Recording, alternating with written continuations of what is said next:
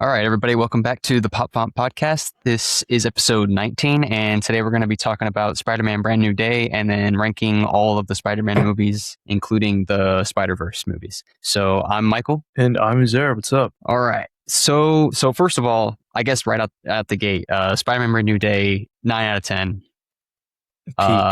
Definitely the best Tom movie. And yeah, it was great. So we're going to start just by talking about any issues we had with the movie, just because there's so few, I think. What was it? Let me see what my first one was. Oh, this isn't really about Brand New Day specifically. And it's about like how MJ and Peter's relationship doesn't actually make sense if you think about it in the MCU. Because if you, I almost got a headache trying to work out the math because, Endgame made it all so confusing. But like they know each other for a grand total of like 7 years, as far as we know. Like from the time of Homecoming to the time of Brand New Day, that's a grand total of like 7.5 years, give or take. Yeah. So assuming they met sophomore year in Homecoming, they've only known each other for a total. Peter's known MJ for 7 years. MJ's known Peter for 3 because she doesn't know who he is. Yeah. And they only dated for about 2.5 to 3 months because it's unclear. It's not clear in No Way Home how much time passes. The only real clue you get is that all of their college letters come in the mail, and that obviously does not all happen inside of like a week in real life. Like that's not how fast colleges respond. So if you break it down, it's like basically they start dating at the end of Far From Home, and then a week later is the beginning of No Way Home, and then everybody forgets who he is. And that's like July. And then everybody forgets who he is in like mid-September of that same year. Okay. So they were only dating for like 2.5, 3 months. I guess you could be generous and say that it was like June, maybe when they went on the summer vacation thing. But like, regardless, it is a very small amount of time that they were together. Okay. And the movies treat it as if they were together for the amount of time between each movie. Because like in real life, when you watch Homecoming and then you wait, however many years before Far From 2 years or whatever, it feels like 2 years passed, which in that case it did in universe. But then from Far From Home to No Way Home, that was another like 3 years or whatever. So in real life, it was like 3 years. So in your head, you're like, oh, they've been together for 3 years. And it's like, no, they've been together for 5 minutes. So the whole thing where their relationship is already to a point of Peter being like, I love you more than literally everything, like so badly that I can't move on over 4 years. And I'm like, you have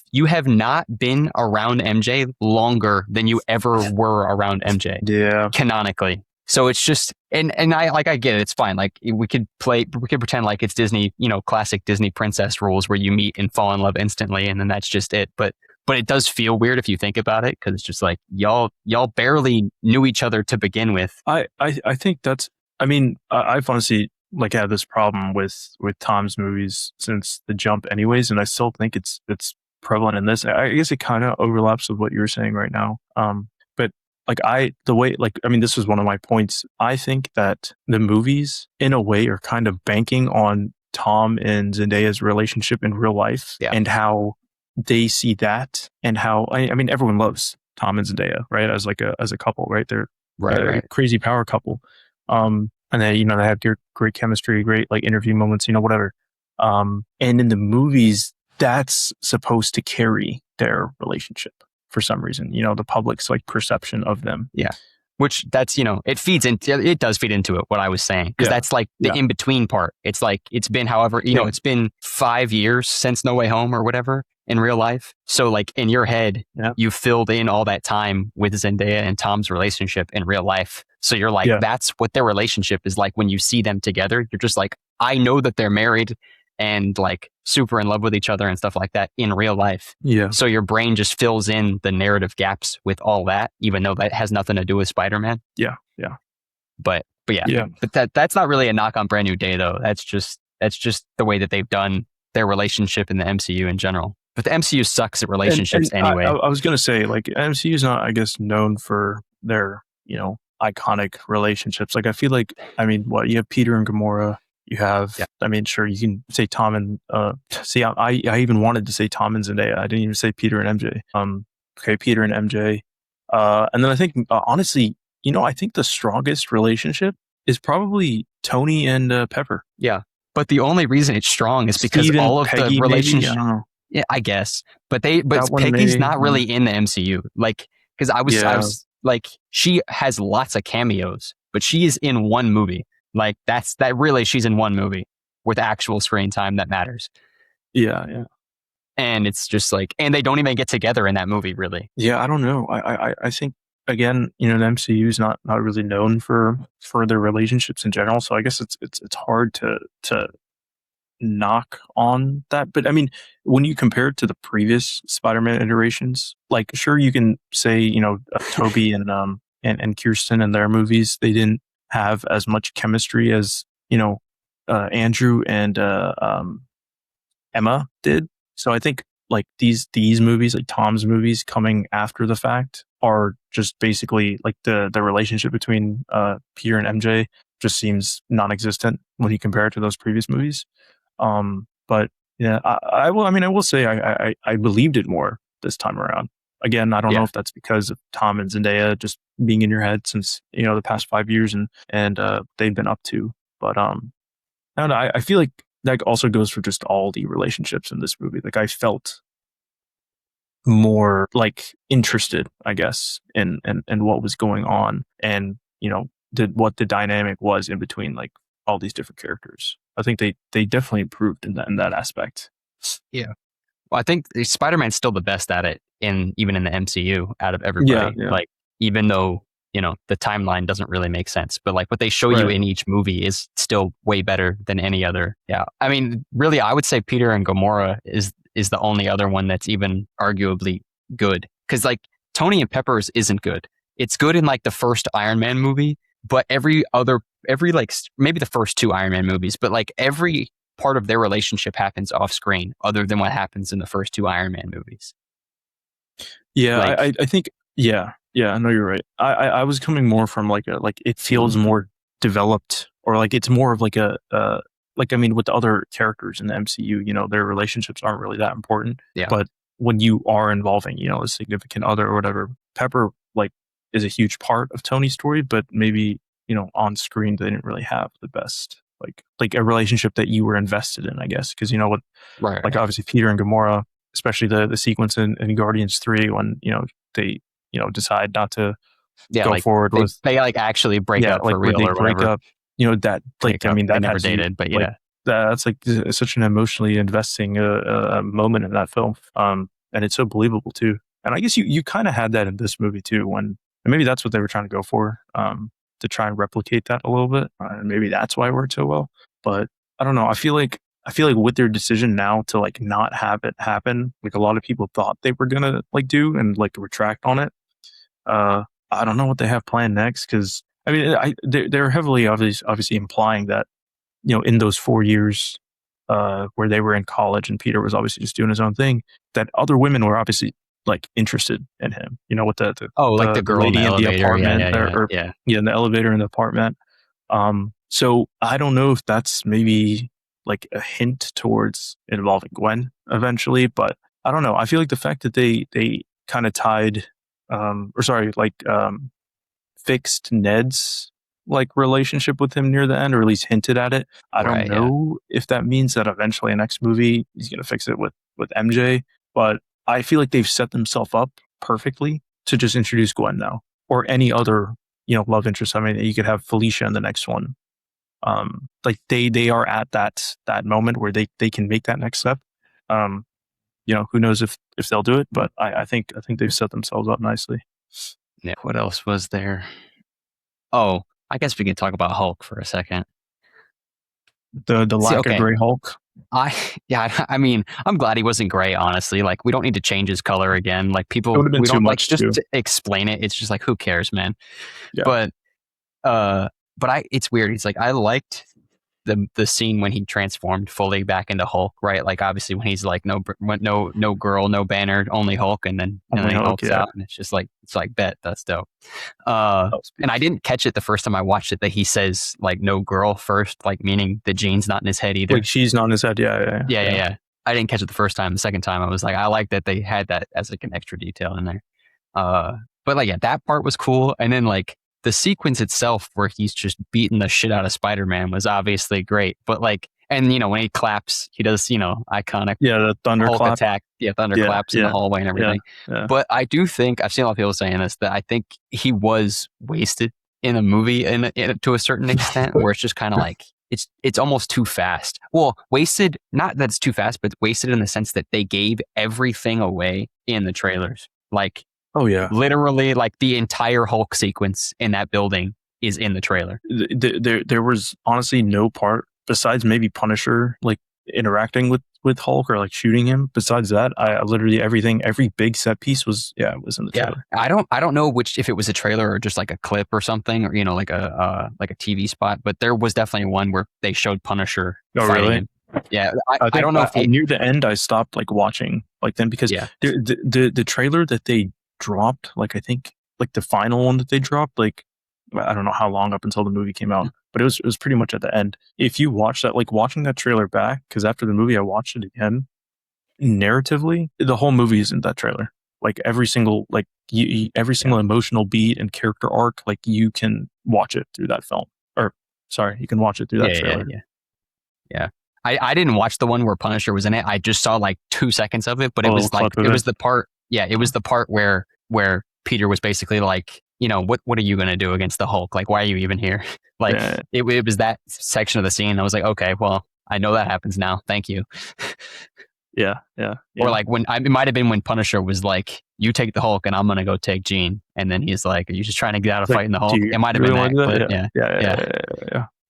But yeah, because like Hulk was cool, but it's just kind of like that, and it's just kind of like, if you're gonna keep a secret, that's the secret you keep, is that Hulk is in the movie, not that Sadie Sink is playing Jean Grey when it's super obvious that that's who she's playing. It's like, we all know that that's who she's playing. Like, keep Hulk a secret so that when that happens in the theater, everyone's like, shit, didn't see that coming, instead of just being like, oh yeah, Hulk's also going to be there. And I know they have to do these things for like marketing reasons, but it's like at the end of the day, it's Spider-Man. And if anything, after the amount of money that this movie made, it's like you don't even have to release a trailer for the next one. Like, people are going to go watch it, right? So yeah, the fact that they revealed so many things and chose Jean as something that was supposed to be like a big reveal, even though, in my theater, granted it was Monday night, so the weekend after it came out, I heard one gasp when they revealed that little the patient file or whatever, and it said Jean Grey, and they said that, like, sure. I heard one gasp and someone was like, yo, what, there's no way.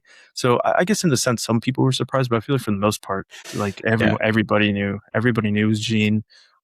Even like friends I know who, they haven't watched the MCU since like Endgame, right? Sure. But it's Spider-Man, so they come back to watch Spider-Man, and even they knew Jean was in the movie. And I was like, yeah, it wasn't really hidden well. And then obviously when you have like the mind jumping in the trailer, and like the very first, it's like, who else could do that? I mean, I know people were saying Jackal, but like, I feel like Jackal is going to be a little too niche, too low key and niche to follow up No Way Home, So I was like, I don't know about that. Yeah. Plus the whole combined thing where it's like, we know that the X-Men is what's next after the whole like this soft reboot thing that's about to happen. Mm-hmm. And it's just like, but I remember even from like the very first trailer when that released, everyone was like, yeah, okay, so that's Jean Grey. Like, it was like that trailer came out and then Sadie Sink got confirmed in the movie like the next day, and everyone was like, y'all ain't slick. We saw the mind hopping in the trailer. Like, but I guess aside from that, like Hulk, I you know what, I think like I saw a lot of complaints about this movie, that people were like, oh, like there's way too much stuff going on, and like all these random inclusions, like, including Punisher in there, including Hulk in there, throwing Jean in there, like it like people, I mean, Spider-Man 3's peak, right? Tobey Spider-Man 3, I love that movie, right? Yeah. But people like use that movie as a way to say like, oh, there's like way too much going on, right? With all the villains and stuff. Sandman and Goblin and Venom. Yeah. So they were comparing it to that. But I said, I thought about it and I was like, honestly, I feel like this is like one of the most well-balanced like ways of including different parts of the MCU, not only to like show you like that Spider-Man exists in this world, but also like for his character arc in general. Like Punisher's supposed to represent his like isolation, right? Because Punisher's just like a guy who just does stuff by himself. Hulk, obviously, for the monster inside Peter in the movie. And then I guess Sadie also Jean plays into his isolation as well. So I feel like they did a really good job of attaching those characters not only to like the MCU as a universe in general, or like making New York feel like more real, but also to kind of show you like Peter's headspace. That being said, though, my only issue, honestly, with the movie is, even though I liked Jean's part in the film, and she didn't make the movie bad in any sort of way, it was more so she just took more away from Spider-Man. Okay. Instead of I'm trying to find out a way how to phrase this. Her inclusion wasn't bad. It was just bad in the sense that it just, in my head, it was like, oh, the MCU is just trying to set up their next project, right? Instead of just letting Spider-Man like breathe by himself. So in that sense, it's like, I liked her. She was a great part. And again, like I said, like her inclusion was very important and central to Peter's arc, progression in the movie. And it worked, her inclusion worked perfectly. But there were parts of the film, like as you got more info on Jean and background on Jean, where it was like, okay, it's clear what they're trying to do here. Like they're like, hey, by the way, guys, the X-Men are coming. We have to show you Jean. We have to prop her up a little bit because she's going to be important later on. And, Jean is peak. Honestly, she might be my favorite X-Men. But when you have a Spider-Man movie I think for the first maybe hour, that is honestly like perfect. Like I couldn't like find anything to complain about in that first hour where, they're showing you his montage of the past villains, showing you like his emotional state of mind where, he's just feeling isolated and just sad boy Peter, right? Yeah. And they're just showing you a peak Spider-Man movie. And then all of a sudden it felt like it became just an X-Men like backdoor pilot. Not completely, but definitely at parts, right? Which, I mean, makes sense. They have to give you more info on Jean.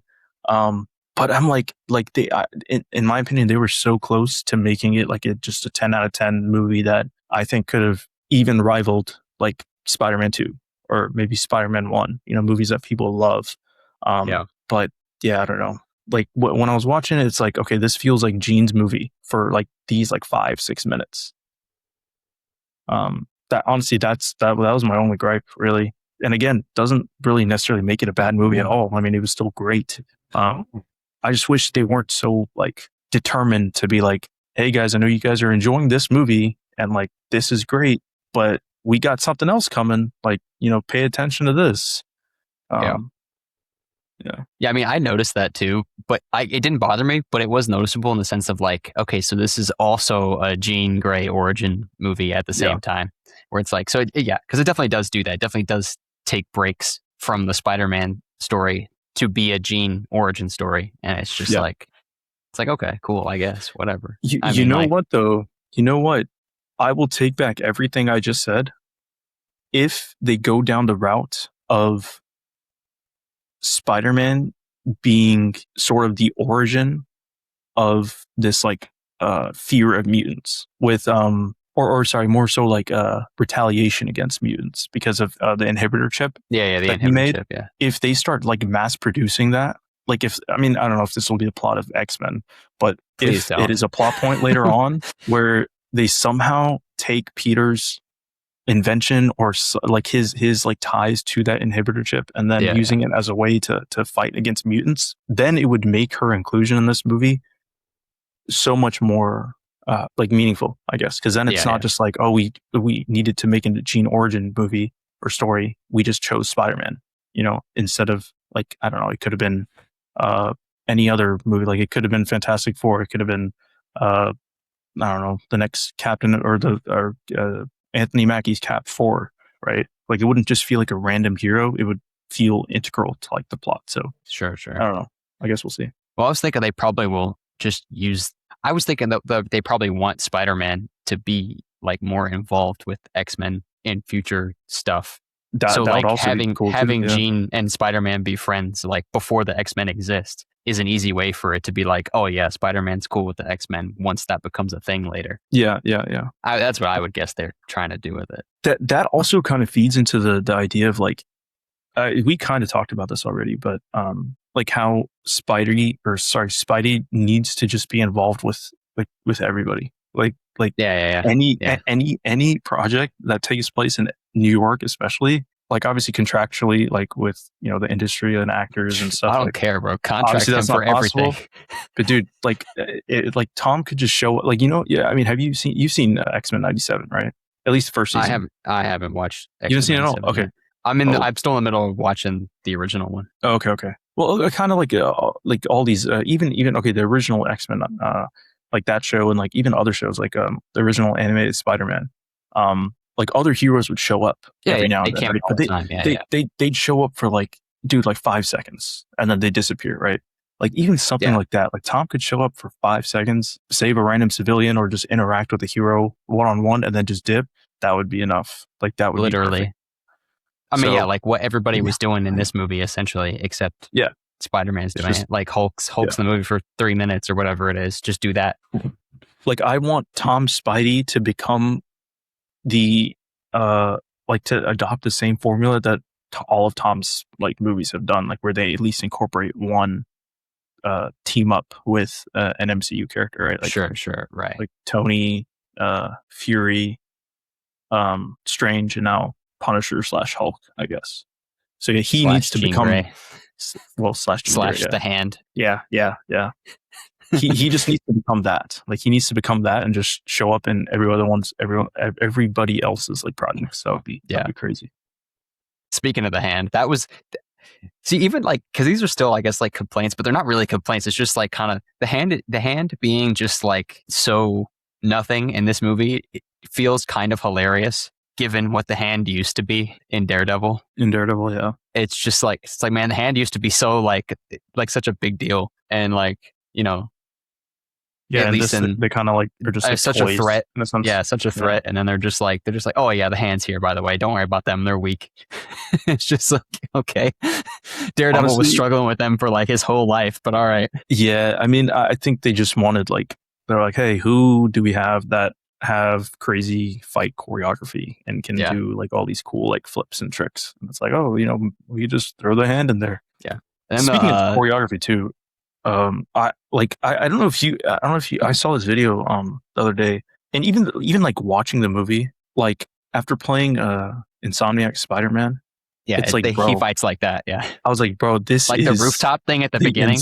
Oh my god, bro! The second that happened, I was like, okay, so Tom had just finished playing the game and was like, all right, this is how I'm gonna do this. This is how we're doing this scene. Facts, bro. Like honestly, it was just, not to say like Insomniac invented Spider-Man choreography or fight choreography, sure, but like the moves were just copy paste, bro. The one where he did this in No Way Home too with Goblin, but the one where he throws him on the floor and then like webs up into the air and then just shoots down, and the crunch on Scorpion. Yeah. The little slam, that one, the little flips in the air, like jumping over them and then webbing them at the same time.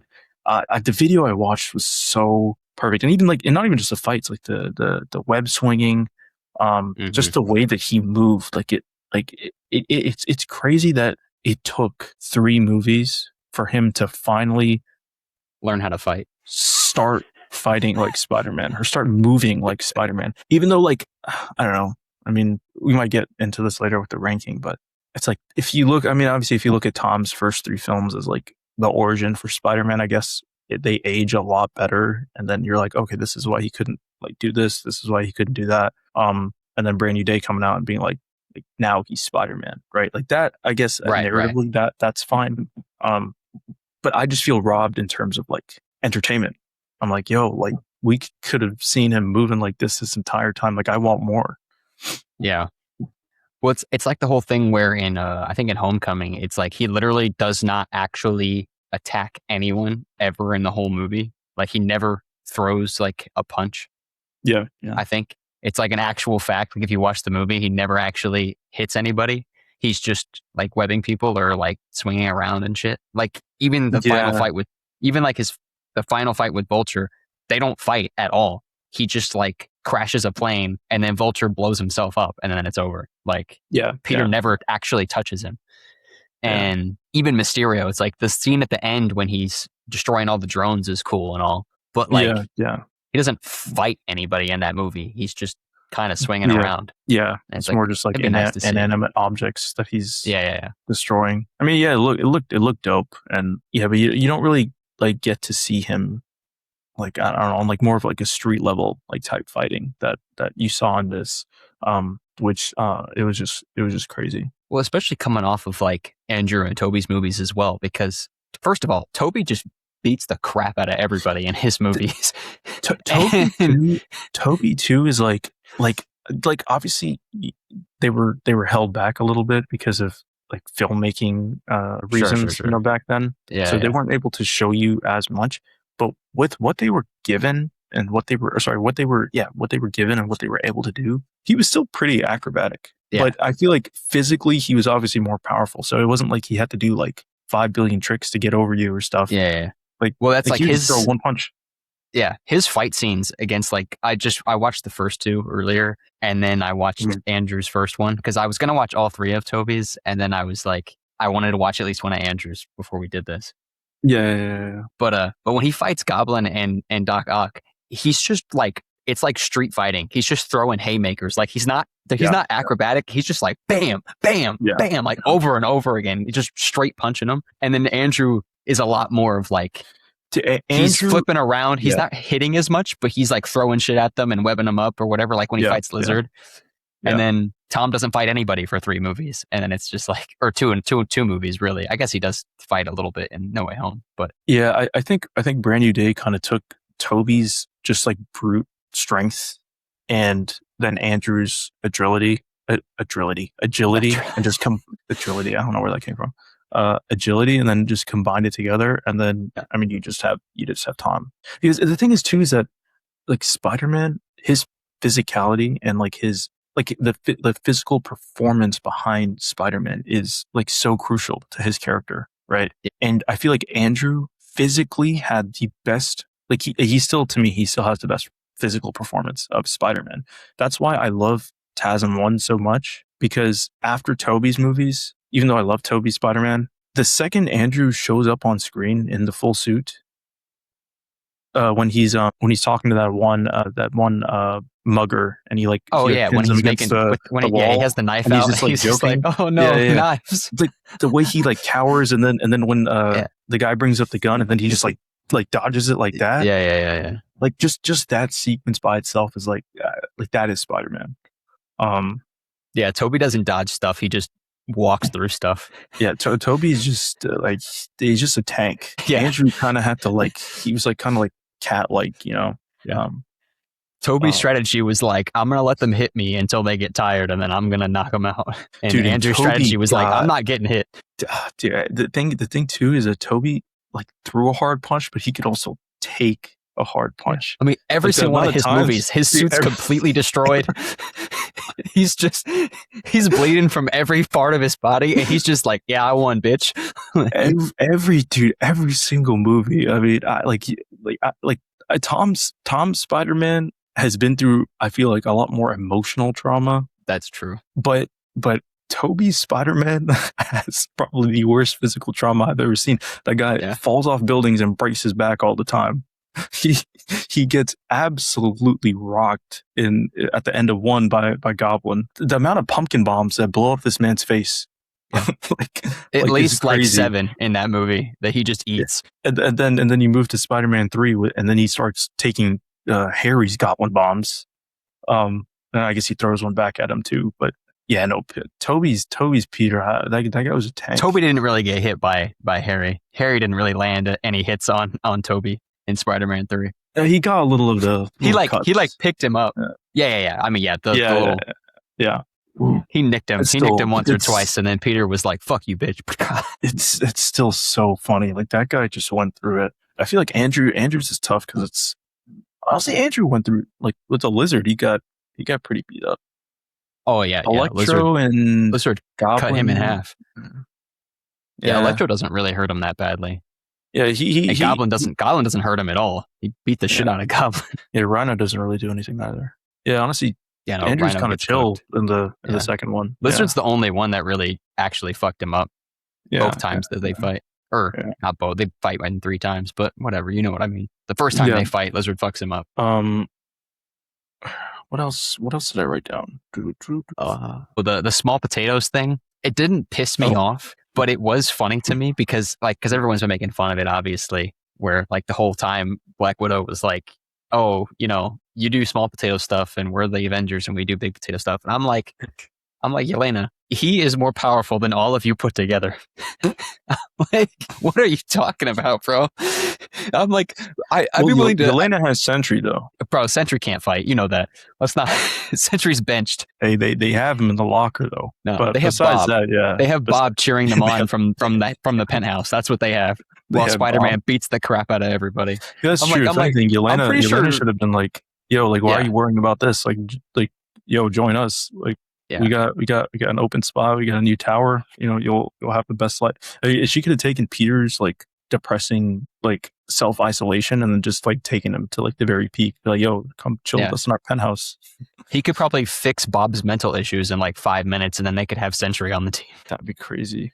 Yeah. I was like, Spider-Man's probably like the strongest superhero on Earth at this point in the current MCU timeline, and you're over here talking crazy like he's beneath you. It's like, yeah, you're not ready for this yet, kid. Yeah. Yelena just being like, you're small potatoes and we deal with important stuff, and it's just like, you realize you're talking to like an actual Avengers level threat, right?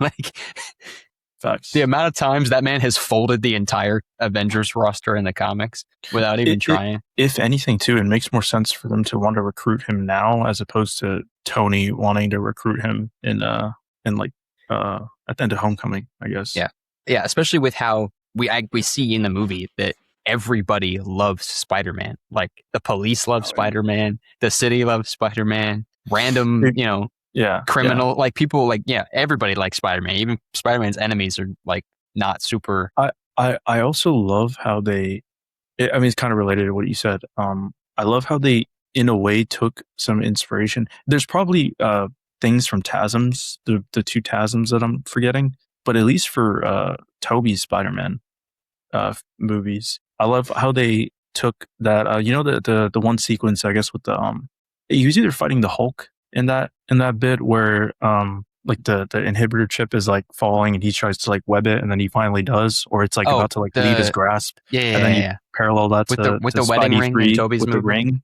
Yeah. I loved how they did that. And then obviously the scene at the end with like everyone cheering, and then he's like, or Tobey is like, they loved me, and they kind of did that, in this one. There was one more thing I saw too that I'm just forgetting off the top of my head, but I really like how thematically they used this movie as a way to they used No Way Home to be like, Spidey has met his like 2 older brother Spider-Man, and he's like taken bits from like both of them and incorporated that into not only his costume, but just his like personality as Spider-Man, but then also like in real life, how, with this movie, they took aspects from TASM and from Spider-Man. And I think that's what makes this movie so great, is that like, they tried, right? They didn't just like say, oh, we're just going to make another Spider-Man movie. We don't really care about what the fans think or say, but like, you can tell, like, from the Insomniac like choreography to finally making Spider-Man move like him, to incorporating parts from the previous iterations that fans love, to making it a street level movie. Like they like that the message that Tom like gives at the beginning of the screening. I feel like you believe that, Yeah, I think also I think the thing that they incorporated well from not that there's just necessarily one thing, but I think his quippiness in this movie was probably the best it's ever been. Especially like the scene when he goes to rescue Jean and it's like the guards outside and he starts stretching. Yeah. That's probably the best example of it in this movie, but like he was obviously doing it the entire time. That was the other thing I noticed when I was watching Tobey's movies too. And I was like, this is why okay, we'll just break it down. Tom is like the balance, right? Like he's the best of both. Yeah. I think Andrew and Tobey. And then Tobey's just Toby's just raw. Like Toby, because Toby does not make a single joke while he's fighting anybody. Like he makes jokes. He makes one or two jokes before It's he like starts sprinkled fighting in. people. Yeah. But he never jokes once the fight has started. He's just beating on Doc Ock or Green Goblin. And he's not saying a word the whole time. He's just like pow, pow, pow, pow. Yeah, that's actually a good way to describe it. Yeah. Yeah, that's And true. I was like, Toby must have been terrifying to fight. That man doesn't say a word. It's like literally the joke you see all over the internet all the time. Like you never want to fight Spider-Man when he stops making jokes. And I'm like, that was Toby's default setting. He just didn't make. He just was not playing at all ever. Meanwhile, Andrew's like joking in between, like dodging and like jumping and like swinging around people and stuff. Or even like when he's fighting the lizard at the school and the cops pull up, he like gets down and like he crouches to to leap or whatever. Getting into like his like spider leap stance that he always does. And he's just like, someone's been a bad lizard. And then he jumps at him. Like just shit like that. Like Toby would never say anything like that. Toby would just throw a building at you. I think the only time Toby like does like a Spider-Man quip during like a fight is before he's really Spider-Man, when he's in the he's in the cage match. Yeah. In the cage match where he's like kind of just equipping with the dude or the wrestler. But it's still only it's still before he actually starts fighting him though. Pretty early. It's like the guy tries to rush him and he flips up onto the fence and he's like, that's a cute outfit. Did your husband get it for you? And then after that, he doesn't say anything else. He just beats the hell out of him. Like the rest of the fight, he doesn't say anything. That was the other sequence I was talking about or thinking about, is when he like dodges and then jumps back like backwards onto the cage. Mm-hmm. Like Tom does the same thing in the last sequence. Like when they try to like slash at him, he jumps back on the thing. Yeah, that was the best scene in the movie when he fights the hand. It was the best scene, but again, it goes back to like the idea of like trailers like showing you everything. They showed you the climax, that with the web tornado. Like they showed that. I'm like, like, imagine seeing that fresh, in theaters. Like you're like, yo, like he is, like that's him. But like the fact that they showed that in the trailer, honestly, they showed the whole sequence really pretty much, like all the heavy set pieces. I don't know. I'm glad that they gave Tom organic webs, because organic webs are just so much better. I'm sorry. I don't want to piss off any Spider-Man fans, but mechanical webbing is stupid. I think to the extent of it serving as like a way of showing like, hey, like Peter's, like he's not just a regular like guy who was bitten and given powers. Like this guy's smart. He does his own like he is his man in the chair. Like it's Spider-Man. He doesn't have a sidekick, that does all these things. But I think the first three movies served as a that was enough to be like, hey, Peter's actually a smart guy, right? Yeah. So now them moving into organic webbing, I'm okay with that. I don't. Even without the web shooters, though, it's like there's so many other things that showcase the fact that he's super smart. Like even just especially for like Tom's Peter, where it's like that, but also just like he designs his own AI and his own like new like text version of his suit, obviously.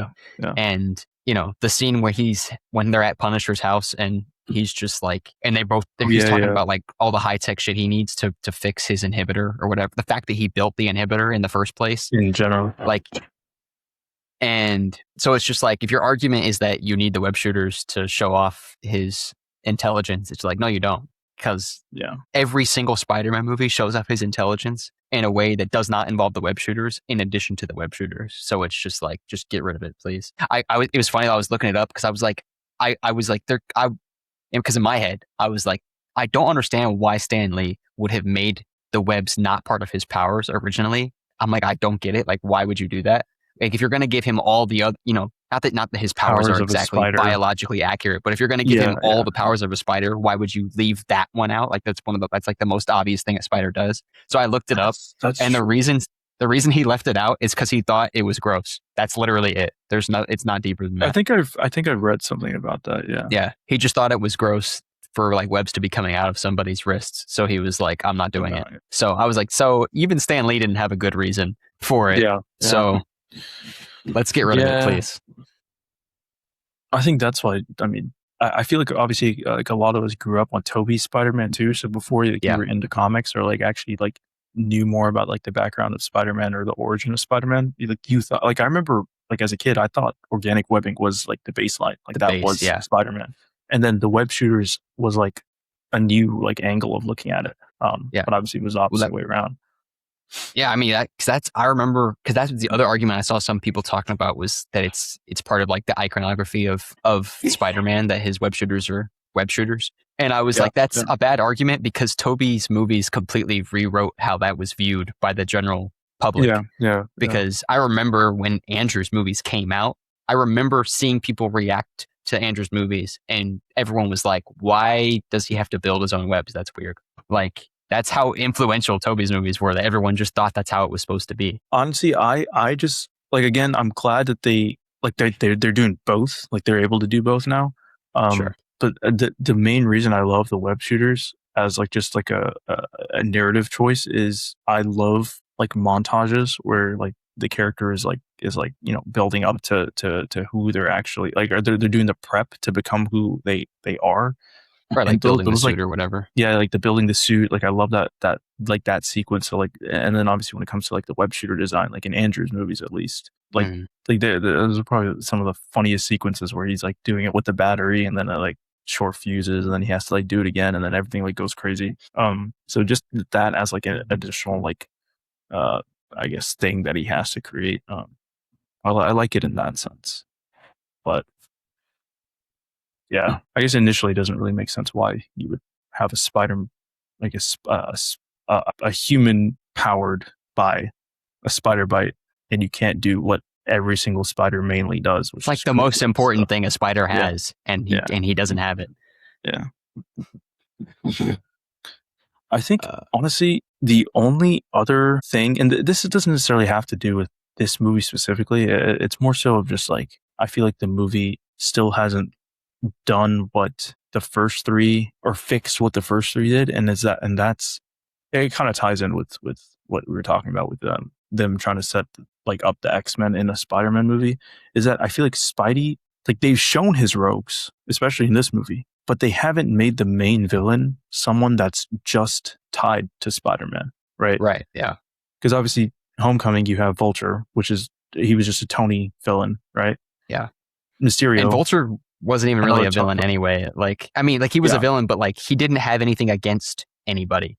He was just doing his own thing, and he got. And then Spider-Man was like, "Yeah, you can't do that." Just getting in the way of him. Yep. Yeah. Mysterio, obviously, that he literally is a Tony villain. Like, right. I mean, straight up. Right. And then No Way Home is Andrew and Tobey villains, right? And sure, I guess they kind of reframed Tobey's Goblin as a Tom villain in a sense, but he's still Tobey's original. Yeah, like, it wasn't about Tom, right? though. That's the problem. Yeah. Goblin wasn't doing that because he had something against Tom. He was just like, that's just what Goblin does. He just fucks with people. Like, it wasn't. Yeah. And then obviously you move into this movie and it's the Department of Damage Control and / Jean, right? So it's like, I don't think Tom still has like his definitive like Spider-Man villain where it's like this guy is like, you know, the one all be all villain that is just specifically just tied to him, right? So now it's weird because it's like, where do you go from here? Because you could give him his own Goblin, you could give him his own Octopus. Venom, there's no way they're gonna shy away from that. They're gonna give him a Venom. Yeah, I mean that's gotta happen soon. Yeah. So I don't know. In my head, it's like I want them to bring back like. The thing is, this kind of goes into like a Daredevil discussion because like everyone's kind of tired of the Kingpin now, and it's like the Kingpin is in the MCU at least. He's not even related to Spider-Man in terms of right. Yeah, there's no connection at all. In terms of developing any conflict. So it's like you can't do Kingpin. You could do Tombstone, but you kind of already did Tombstone in a montage. So it's like, I don't know if people will be like willing to come back to see just Tombstone show up again. We thought they were going to do that with Scorpion in this movie. But like give him his flowers or whatever. Yeah, that didn't happen. But Scorpion was basically just another way. He was more Jean than Scorpion. That movie. So. He's only Scorpion in the montage, and then the next time he's got his suit on, it's Jean. So I want to say I want like Smythe in the next movie, but the only reason I am still hesitant on that is that it's not really Smythe, it's his robots and his creations that kind of serve as a villain. And then it's like, right. we're just having like the MCU's portrayal of Mysterio again, right? So I don't know. It's tough to say. I think what list did I put down of his future villains? I don't know. I think It's really tough. I was going to say, I think one thing that I would like for them to do, because there's the whole argument of like, they don't want to reuse, not argument, I guess, but I guess, Kevin Feige or some people have said that they don't really want to reuse Toby and Andrew's villains. Mm-hmm. And I'm like, okay, just use the best example. I think they should just make Tom's Goblin like the Ultimate Goblin. Like that's how we should look. Yeah. Yeah. Because then it'd be like different enough to where it's not just like, oh, you did the exact same thing as Toby's first movie. Yeah. And Ultimate Goblin's not, it's like, sure, whatever. He's in like the first 5 minutes of Into the Spider-Verse, but then he instantly dies. Yeah. And that doesn't count. He's not a character in that movie. He's just a giant thing that dies immediately. And so I'm like, just do that. Just let it, like, have Goblin exist. It doesn't have to be Norman necessarily. Like, I don't care if it's Norman Osborn, but Ultimate Goblin would be cool to see in live action too. Honestly, I love Ultimate Goblin too. Like that's why that's why I like TASM too, because even though they didn't get there, like Harry's Goblin in that movie, like they were hinting towards Ultimate Goblin eventually. With like with like the disfigurations on his face, and like him turning into a goblin. So that like hint and like nod to that iteration of the character is why I like that. Like I like his inclusion in that movie. But yeah, honestly, that could work. It's also tough because it's like they're obviously going to do Venom. Like you're not going to not do Venom, right? But I don't know how they're going to change Venom's like impact on Peter, because he kind of went through that arc in this movie, of being like, I'm like the whole I'm both idea, right? Like that I'm like, I can take the best aspects of Peter and then also take the best aspects of Spider-Man, and then I can combine them and have them both. It kind of has parallels, I guess, to Venom, where it's like, I don't need the suit. Like I am already enough. So right. I don't know how they would change that story now to make it like unique and kind of separate from, his arc in this one. But yeah, I don't know where they go from here. I think he just he just bonds with Venom, and it's not toxic. He just keeps him forever. Oh, he just keeps him. Yeah. If anything, yeah. He's just like, I kind of like this. Like, and then Toby's like, bro, how did you do that? Like, I was going through it with the symbiote. Like, how did you do that? Tom's just like, do you see how cool my suit looks now? I'm not giving this up. Yeah. What the fuck you talking about? Yeah. I don't know. I think because of how much money this movie made, they're also like, we need to stick to street level. Like all this multiverse stuff is kind of like over anyways. Yeah, let it go. So like we got to stick with street level now. So which honestly I think is a good sign and a good thing. I just don't know where they go with it. They could go Craven, honestly, but I feel like people didn't like Craven in Spider-Man 2, like Insomniac Spider-Man 2. I don't know. Craven's like he's a badass character, but I don't think there's like a lot. He's not deep though. He's just a crazy guy who hunts people because he does. Like there's nothing to it. You know what? I see what you mean, but I think I mean see, the thing is like when you present a villain, to make them compelling, you want to provide a more human aspect to them, to make them sort of right. like sort of understandable from an audience perspective, or someone you can empathize with to an extent.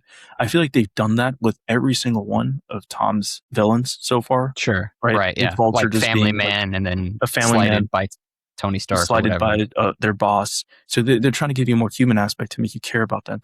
But I feel like now it's like listen, just give us a Spider-Man villain that doesn't like Spider-Man, like just because sure. Like he wants to hunt him. Like that's his old, like I feel like Craven's different because his, like, he doesn't really have he's just hunting because it's more of it's just about glory. Yeah. Like a gloating type of thing. Like I just want, like I want. He's just proving that he can do it. Yeah. So I don't know. I feel I'm not against like for Tom having a villain that's just a bad guy for the sake of being a bad guy, but I just don't think Craven's and I still don't think Kraven's interesting enough, even with that concept. No. Like Carnage is interesting enough. Carnage is evil because he's evil. Yeah, but they're not too. And there's no logic to it. He's just that guy. There's no way they do Carnage. That's how you do the Venom movie. Carnage. Listen, if they couldn't get a rated R version of Carnage for Tom Hardy's movies, bro, Tom Holland's like, there's no way, dude. There's no way they're getting Carnage unless that's gonna be Spider-Man 6. Venom, Black Suit Spider-Man versus Carnage. Unless Insomniac's Spider-Man 3 does takes which it will, because they teed him up in 2. Yeah, but at the time I thought it was more so like they were just making a DLC out of him. But now I feel like it's like he's going to be. But that did not happen. Because now in 3 you're going to have. But he'll be a Miles villain. He won't be Peter. He won't be Peter's villain. He'll be Miles' villain. That's also brings me to another point I wanted to talk about. Third trilogy. I've seen a lot of people say that they want Miles in the next movie, right? No, it's and too I'm soon. like it. Even though we've already had 4 Tom movies, it barely feels like we've scratched the surface of what Tom's Spider-Man could be, right? Like essentially, if you look at the first 3 as an origin movie or origin story, like they don't really count as like seeing Tom as Spider-Man. Right. This movie sure counts. Even the crossovers, with Infinity War, Endgame, I mean Civil War, they're all. I would group all of those with the Homecoming trilogy. Like at the end of No Way Home is when his origin ends, right? So it's like we still haven't seen enough. Like I feel like he definitely needs to have another trilogy. Like so 2 more movies. Maybe the beginning of the next trilogy is like him kind of. 2 more movies, including A Brand New Day, plus crossovers, right? To see him interact with other heroes now. Any Avengers or X-Men or Defenders crossovers don't count as movies. Yeah, so have that plus the movies, obviously, because you need those. And then maybe in the third trilogy, it's like, okay, like now it's time for Miles. And then maybe have the first movie be like, that trilogy could also be like Tom teaching Miles. It doesn't just have to be the first movie, right? So have it be like the first movie is when Miles gets bitten. Yeah. And he like maybe becomes Spider-Man at the very, very end of that movie. Yeah. And then 2 is Peter training Miles for the whole entire thing, essentially. And then 3 is Peter's retirement party. Like that'd be perfect, honestly. And I feel like 5-ish movies, that would I feel like there shouldn't be anything left to explore. And that's the other thing is there like you said, there's just, even with his like personal relationships and stuff like that, like with how what's going on with MJ and Ned, it's just like you can't introduce Miles yet. It's too soon because you won't have time for Miles, because even in Peter Parker's life, aside, like not even addressing Spider-Man's, whatever Spider-Man his core group forward, it's like Peter's friends and girlfriend or whatever. It's like there's still a whole bunch of stuff we have to do there. Miles does not. There's no time for Miles, especially which is funny because like this kind of goes back to what you were saying at the very beginning with the whole time thing. Like we know Miles exists in Homecoming with Prowler like saying, "Oh yeah, I got a nephew." We just don't know how old he is. Ever since Homecoming, what chronological? 7 years. It's been 7 years. Well, we don't. If he was like Miles had to have been snapped. He had to have been snapped. He'd be too old if he didn't get snapped. The snap, or he was like a year old. Like he was just like freshly born when Prowler's like, "Oh yeah, I have a nephew."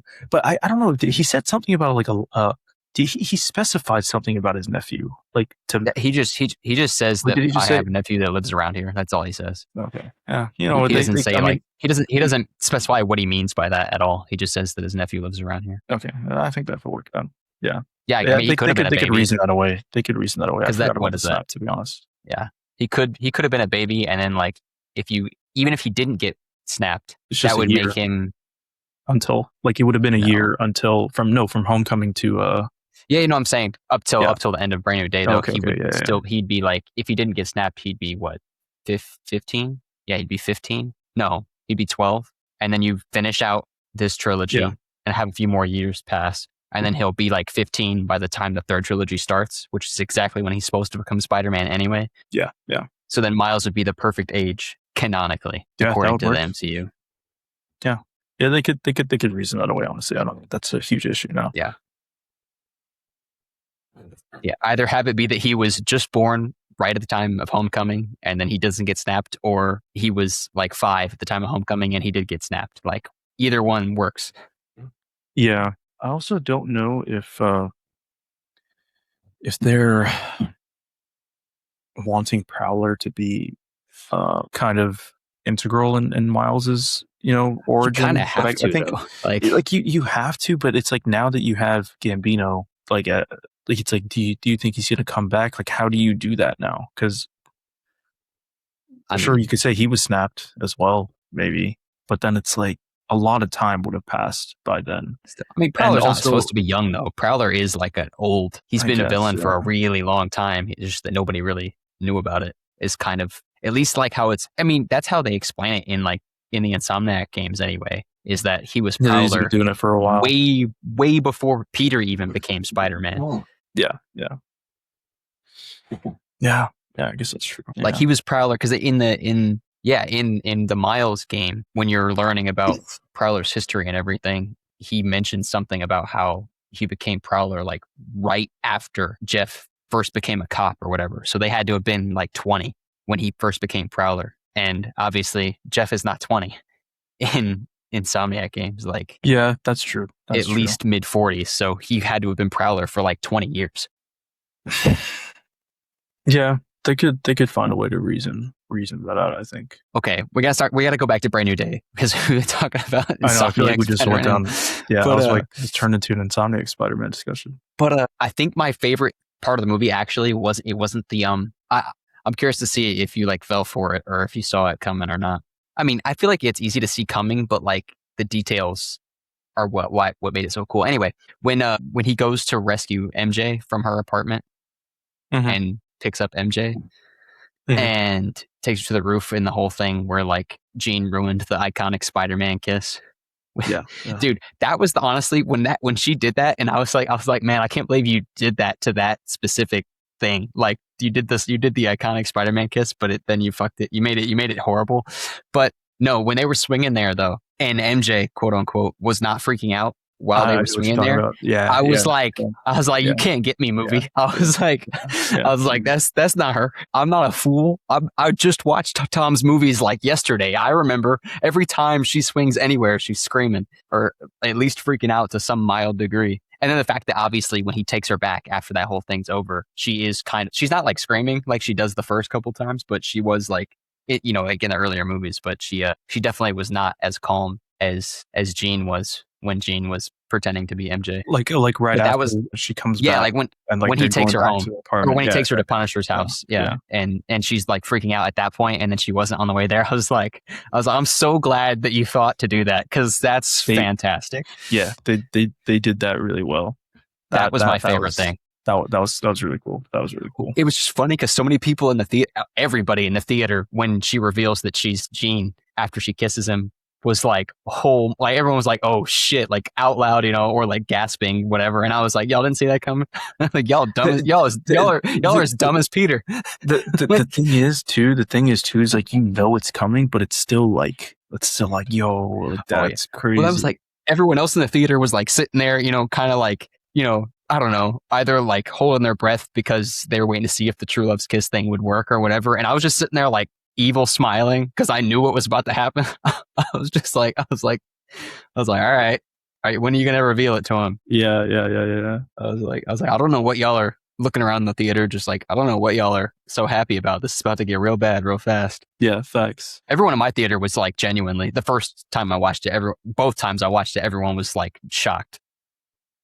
I needed to see it again to see if like honestly just to see other people's like reactions because I mean I remember MCU movies being like people would react to everything. They would laugh at every joke. They would like you react whether in a good way or a bad way like right. against like narrative decisions in the movie. Like what you're saying. My theater, honestly, like the only thing I can remember is like the lady reacting to Jean being like shown on screen, right? And then the movie ending and people like were just clapping or whatever. Sure, Other than that, sure. like I don't, and maybe it's because I saw it Monday night after opening weekend. Not a lot of the passionate fans are probably there. They're probably just people who are like, oh, it's a Spider-Man movie, let's go check it out. Right. Yeah. But I don't know. I Yeah. kind of miss that though. I kind of miss that. All the people that are gonna like exclaim out loud or have already seen it like I've 3 already seen times the on movie. Friday. Yeah. That's true. That's Yeah. true. Yeah. There was definitely less of it when I saw it on Monday as opposed to when I saw it Thursday night. Yeah. And there was definitely like on Thursday when that scene happened. I mean, not just that scene, but for that scene Other things. specifically, Yeah. people. It wasn't just like gasping. People, someone in there said something like Yo, oh, no what? fucking way, like out loud, like just people Yeah. being like that bitch. And I was like, but that wasn't happening as much on Monday. But I did love that. That was great. I was like, damn, Jane, that's kind of fucked up. Yeah, I think there were honestly a lot of cool like moments like that, and I think like an aspect of the movie that just made everything so much better too is that while you're watching those scenes, the fact that you can tell that Tom is in the suit and that it looks tangible and real, and like when I mean that sequence specifically where when he takes off the mask or like halfway. Like you can tell that he actually has it on and it's not just like a CG like kind of like reveal. Cause I mean, obviously in the first three, maybe even the crossovers, like the face shell was like already crafted. It was like one piece, right? That's why it looked so like perfect when you had like the side silhouette. But this one, you could see like the outline of his nose. You could see like the indent when it came to the mouth. You could see you could see the ears, right? Yeah. And so the fact that the suit was, I mean, first of all, gorgeous, right? Like I love TASM 2's suit. This honestly might be my favorite suit now. I think the only thing that was holding this suit back were the web shooters, but then he took them off, so it's okay. It fixed it. So it fixes it. Yeah. Yeah. I just love the idea that like when he was like fighting and when he was moving, I mean, obviously at certain points it's probably touched with CG, but like for the most part, like you could see like the suit folding when he's like making arm movements or like sitting down. Yeah. Like it felt like he was like it felt like a guy that was actually just in like a costume. And especially when you go back and watch the first three movies and even like the crossovers, that like kind of like grayish, like blurry finish that they put over the suit through like CG, and like VFX effects, like it looks like a video game like model as opposed to a real like person in a suit. So yeah, that was just absolutely peak. I feel like there's so many good parts about this movie. I mean, I can't like I need to watch it again to be able to dissect it, I guess, a little bit better. But yeah, honestly, besides really the honestly, and the Jean Grey stuff isn't even the Jean Grey problem. It's like an MCU problem, like of them wanting to just set like up the next constantly setting movie. up. Yeah. So it's not even about Jean. It's just about like, hey, like just make it just Spider-Man, right? Just Spider-Man. But yeah, other than that, did you think that she was too evil in this movie? Because everyone's been obviously debating about that a lot. You know what? Okay, I'll say why I don't think it. Now, okay. I've seen people arguing against this by saying that like, because you do have to, I think you do definitely have to suspend your disbelief to a pretty significant degree, but the movie does intentionally state and show that she was not killing people. And people have been arguing against that as like, oh, well, if someone like the biggest one is the guy that she has get hit by the car in the street. And people have been like, oh, like when people get hit by cars going full speed, they generally die. And I'm like, you're not wrong. That's why I said the suspension of disbelief thing. But it's like the movie specifically says that she doesn't kill anybody. And I'm like, it doesn't do a great job of showing that that's true. But the movie clearly wants you to believe that. And Spider-Man literally says it, that she doesn't murder anybody. And there are multiple scenes throughout the movie, like when she breaks into the vault and she has Punisher shoot the two guards in the leg. And before Spider-Man even gets to the damage control building, and you see on the screen when she's first getting there, she has both those guards shoot each other in the legs and they don't kill each other. So there are literally multiple specific examples throughout the movie that shows that she's still like holding back a little bit at least and not doing permanent damage to people. But then there's also scenes like where she lets that guy get hit by the car, and then like obviously driving the tank through the middle of New York probably caused a lot of casualties or like, not that she didn't injure anybody, but like the line that you can't come back from crossing thing. The movie definitely wants you to believe she did not cross a line that she can't come back from. Otherwise, it wouldn't really make sense for Peter to just talk her down and then let her go. Yeah. Honestly, I would argue that while that might be true, like obviously, like she doesn't kill anybody. The fact that she puts, and I'm just specifically talking about the guy getting hit by the car. Honestly, everything else That's is like the worst one. That one's really bad. I can't. That one's why I can't defend that.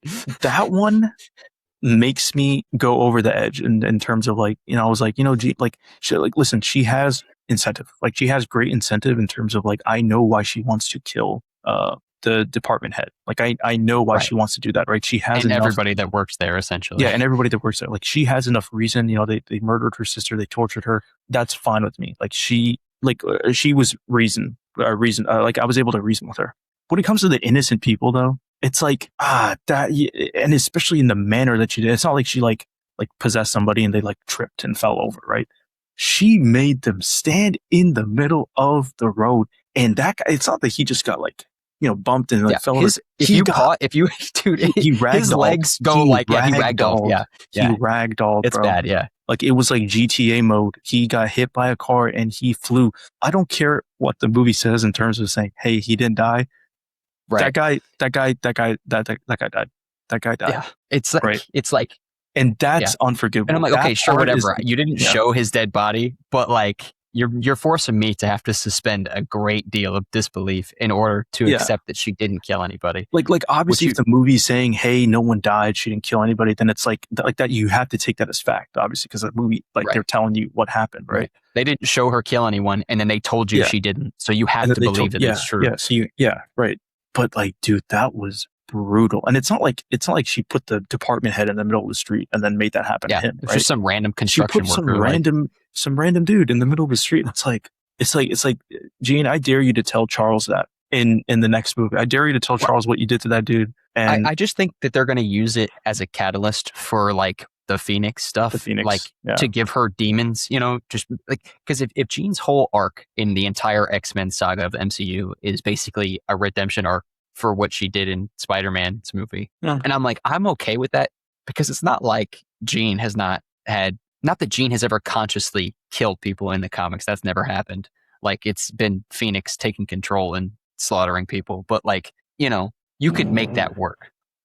And it also could just be an easy way for them to set up people being afraid of mutants. If it's just like, oh yeah, and people hating the X-Men, because people always hate the X-Men, just being like, oh, well, maybe we'd believe that you weren't a threat if you didn't have Jean Grey on the team when nobody knows that Jean Grey attacked New York. Like, they don't know who she is. I mean, besides the department, like Metzger knows. But no one's gonna believe them anyway, because the Avengers basically were like, they're bad guys. Plot twist. Yeah. So it's just kind of like, I don't know. We'll see how they deal with it. Like, it didn't bother me. It's hard to judge completely right now because we don't know how it plays out.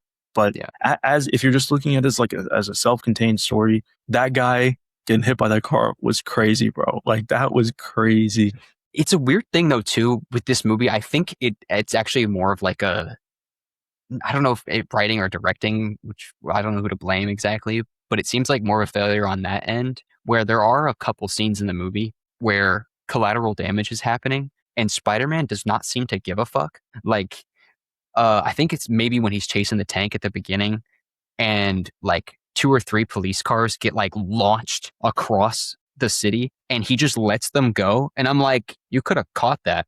And then even that when the construction worker gets hit by the car, he does not help that dude. He just chases Jean. And I'm like, so I don't necessarily think it was a writing failure of like, oh, Jean didn't kill anybody, even though we saw her basically kill people. I think it's more like they just didn't think about it when they were writing it or directing it or whatever. Probably. I mean, it just reminds me of cool. Yeah. It's just like, it's kind of like TASM 2, like when the beginning, when Rhino's just barreling through New York, and there are definitely people that are hit and like cars that are like flipped over and and Peter's just Andrew like, good luck. He's just like chilling.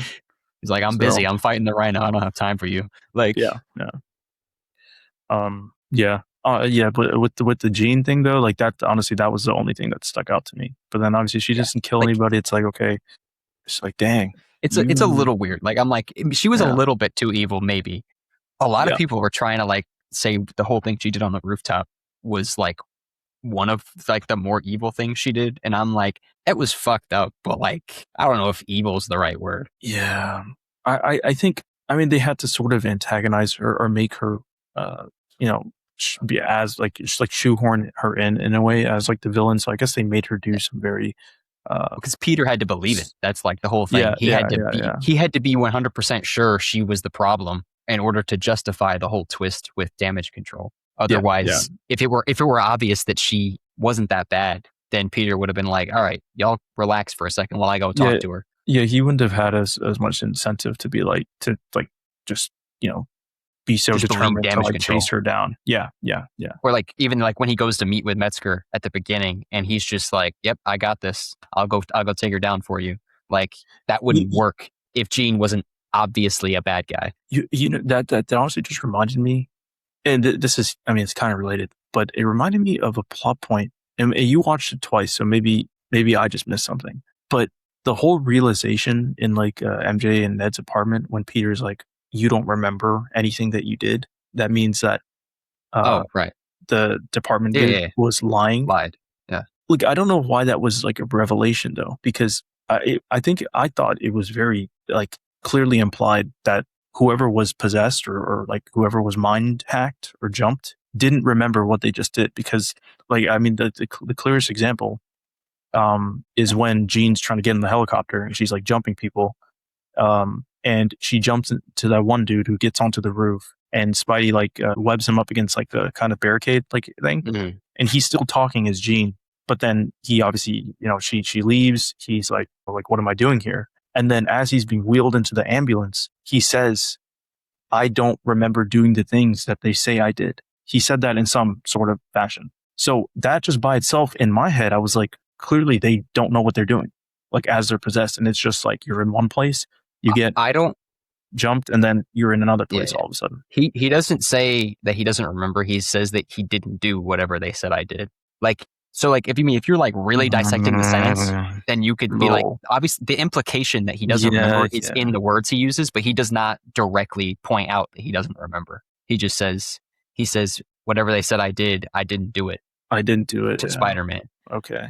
But still though, I feel Which like the way that they showed you how like the people like would react like physically after they've been right. jumped, like it like I don't know. I feel like It to did feel me, like it something he should have seemed- figured out faster. Yeah, to me it seemed like it was like I don't know. Yeah, he should have. But I He should have realized. guess it earlier, but they were kind of trying to play on like his emotional stuff that he was going through with MJ, plus the whole evolving into like actual Spider-Man yeah, thing fucking maybe. with him. Yeah, Like yeah, I think they yeah. were just playing on the fact that he was worried about like 10 different things. So he wasn't really like concerned with the minute Think about it. details of how the mind control worked. Yeah. I mean, it's not such a huge thing. I just in the moment when I was watching it, I was like, I thought that was obvious, but yeah, I think I the guess. moment in the movie plays it up more than like it tries to make it seem more dramatic than it actually was. I think like the Yeah, music to be and like more the of a way the scene reveal. is shot and everything, it's just like okay, like go deal with the problem. Like I don't know why you're trying to make it seem like something huge just got revealed. I Yeah, think it was also too. I think maybe a problem with it is that we know at that point in the movie that Damage Control are the actual bad guys. So like yeah, as the audience, you're just kind of waiting for him to get there. So when he gets there, you're just like, all right, great, let's go deal with the problem. yeah, Like it's not a reveal to us necessarily. Like the lie itself is, but the importance of the lie we already know by that point. So the impact of the reveal doesn't have any impact on the person watching the movie. yeah. That makes sense. I think that kind of is also related to. I've seen a lot of people complain about VMAX not being anything, I but I'm liked like that. that. That was good. I'm like that's kind of the point though. Like the fact that Sarah was being tortured so much to the point where I mean she dies in that chair, right? And the Right, yeah. last thing she sees is a random vent, right? With Right, like or yeah. a broken vent with Like just the tape brand over name it. on it or whatever. Yeah. Yeah. Like that being the last thing that's seared into her mind is, and not even, it's like people are like, oh, like why would she even if that's the case, why would she say that to Jean? Like, why would she jump so many people to be able to It deliver was that clearly message? an accident. Yeah. It was clearly her just being so like just in a vegetative state to where that's all she could say was the Yeah. last thing that she's seeing. It's like And that's so fucking, much more impactful. it's like Eleven's mom in Stranger Things, how she just Yeah, says yeah, random nonsense words that mean something. yeah. It's like that's what that was. Yeah, like people are like, oh, like I expected it to be some like sort of serum or like some sort of like random MacGuffin, and I'm like, honestly, that like that wouldn't have made it better. Like what it actually was, like was so much more impactful, and it had so much more like emotional reason behind it. Yeah, if it had been like the name of the prison or something like that, that would not have been better than what it was. Yeah. Or if it had been the name of like the research program, like Jean clearly thought it was, that would not have made it better. It's just like, okay. And I think that like to me in that moment, I wasn't let down, because obviously I like that change, and I think that's again, I think it's more impactful than just having it be some like serum or something. But I think this is more of a product of superhero movies doing this more often, in that everything has to be something like big. You know, every like mystery that's resolved has to result in something that's supposed to be like, you know, like match the level of buildup that they, you know, spent building up to it. But the fact that this just turned out to be something that like she's literally the last thing she sees before she dies, and she doesn't know what to say to her sister, like that felt like something that, I don't know, you don't really see a lot in like lately in these type of movies. Yeah. So. It also just made it better too, because like once Jean was in the room and she kept asking Metzger like what the VMAX thing was, and then he was genuinely like, just like, I have no idea what you're talking about. No idea. Like that made it so much more interesting, because it was like, okay, well that's weird if he's actually being truthful about like not knowing what it is, because obviously when Spider-Man asks him, you're supposed to think that he's lying, that he doesn't know what it is. Yeah. And that then just later plays on perfectly. Yeah, that was good. If you're mad about that, be mad about something else, because that's not worth your time being mad about. No, that was peak. I do love how in each of Tom's movies they've been just progressively undoing the oh my god, Zendaya's like grunge hippie look and making her hotter in each movie, where now she just looks like Zendaya again. It's like that's something that's always confused me, is that, I mean, sure, I guess in the first movie they're giving you a different angle of MJ and like, you know, making her more emotionally isolated and kind of like, you know, the loner, weird, I guess. Yeah. And just, you know, like the alt girl or whatever. Yeah. But now this movie, it's like, oh, we realize we have Zendaya. Let's use Zendaya. Yeah. And her finally like, it's like, oh damn, you finally found makeup. That's wild.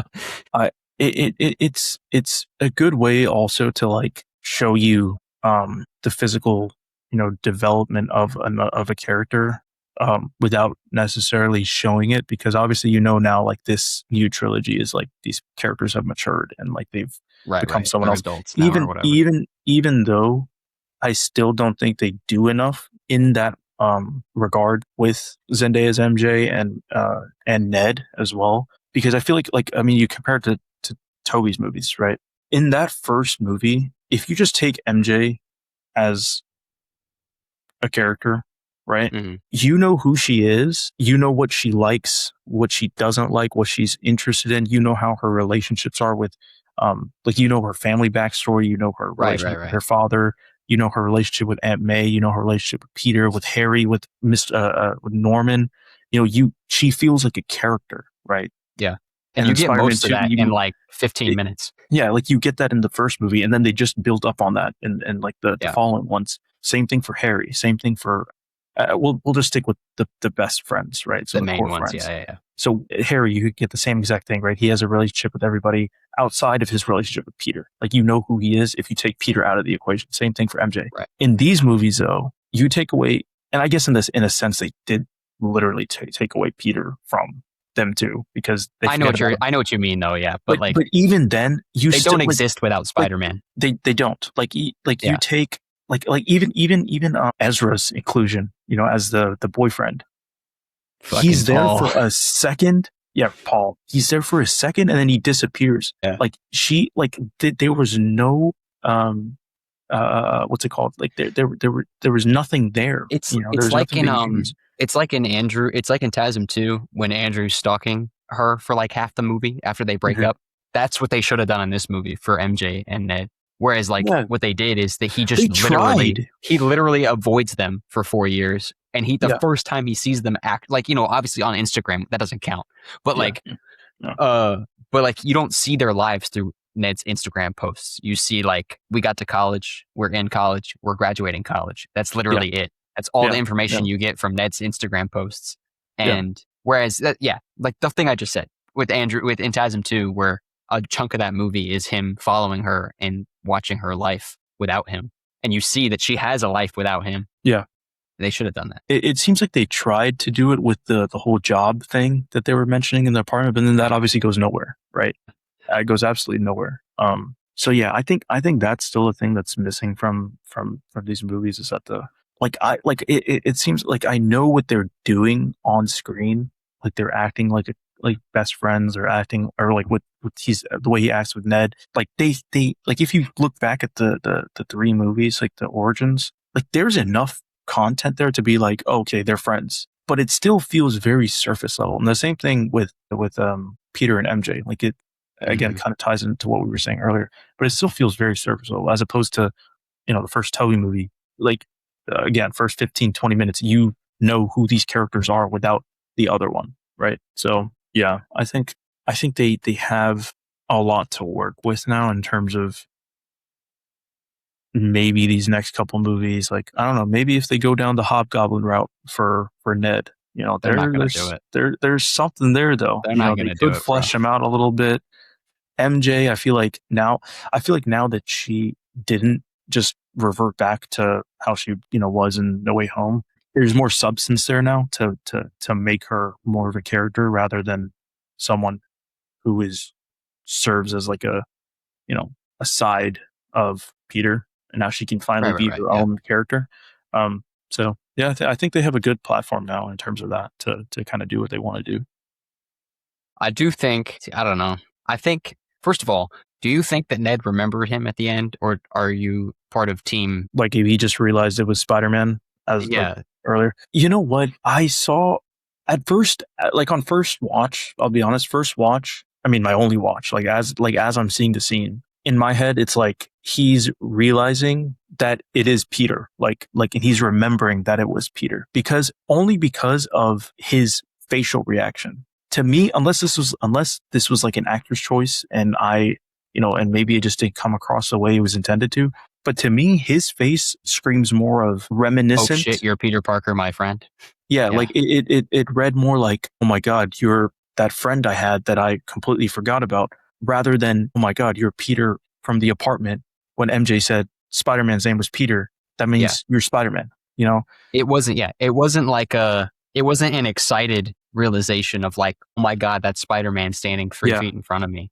Yeah, yeah. It was like, oh shit. It's like you're Peter. Like you're my Peter. My homie. Like you're that guy. And then I feel like it's also like pretty, even without taking the reaction bit, the fact that they show the whole muscle memory thing of the handshake. Yeah, the handshake. Yeah, it's like that has to that's more about Peter, not Spider-Man. And it's I think also the movie's making fun of what it said earlier when Jean made fun of Peter for thinking that True Love's kiss would work. Now I'm like, y'all realize that's what happened at the end, right? Like obviously not kissing, but like the secret handshake in a way, is True Love's kiss in that regard. It's like it's an emotional tether between Peter and Ned that fixed the magic that was fucking with Ned's brain. And but then like you said, the way the way he delivered the line and the facial expression is like, that's definitely him remembering. And then the fact that it goes back and it shows Peter react the way Peter reacts to Ned remembering him. I'm like, they wouldn't have shown it as like a Peter being super happy that Ned remembers him final shot if that's not what happened. Because that would just be fucked up to do as like the final shot of the movie. Because then what are you going to do? Open up with Spider-Man 5 and then be like, oh yeah, Ned didn't remember that. That was just, because like the emotional payoff of just being like, oh, I mean, if they pick up Spider-Man 5 and they're like, yeah, he just realized he's Spider-Man. He doesn't remember who Peter is. Like, that doesn't what mean would be the anything point? to anybody. Yeah, There'd be no exactly. point. That doesn't. Yeah, It'd just yeah. be like, okay, that's fucking weird. Why would you do that? And like, why would Peter care about that too? Like, if you're showing Peter's and Tom's like Right. reaction of like, oh my god, he actually remembers me. Like, what? Like, Yeah. why would we care? Like, why would I he think that's care what that yeah, he I think remembers that's him what as sells me Spidey on as it. opposed to Peter? Yeah. Even more than the way that Jacob delivers the line, or is just Yeah. that's his name in real life, right? Jacob Batalon, Yeah. Yeah. But yeah, even just but beyond that, it's definitely Peter's reaction to it. Is I'm like, that's how you know he remembered, because they wouldn't have shown that, and it wouldn't have been that reaction if he didn't remember. That'd be weird. I agree. Yeah. What I've been thinking about a lot more, because I didn't think about that much until I saw people arguing about it. Because a lot of people think that Ned didn't remember, and then he just Mhm. remembers that MJ called him Peter earlier, and I'm like, that's dumb. There's no way that's what they intended. But I see their reasoning behind it, but if you break it down, like what we literally just talked about, there's no Yeah. other, like there's no way that was what they like tried to say.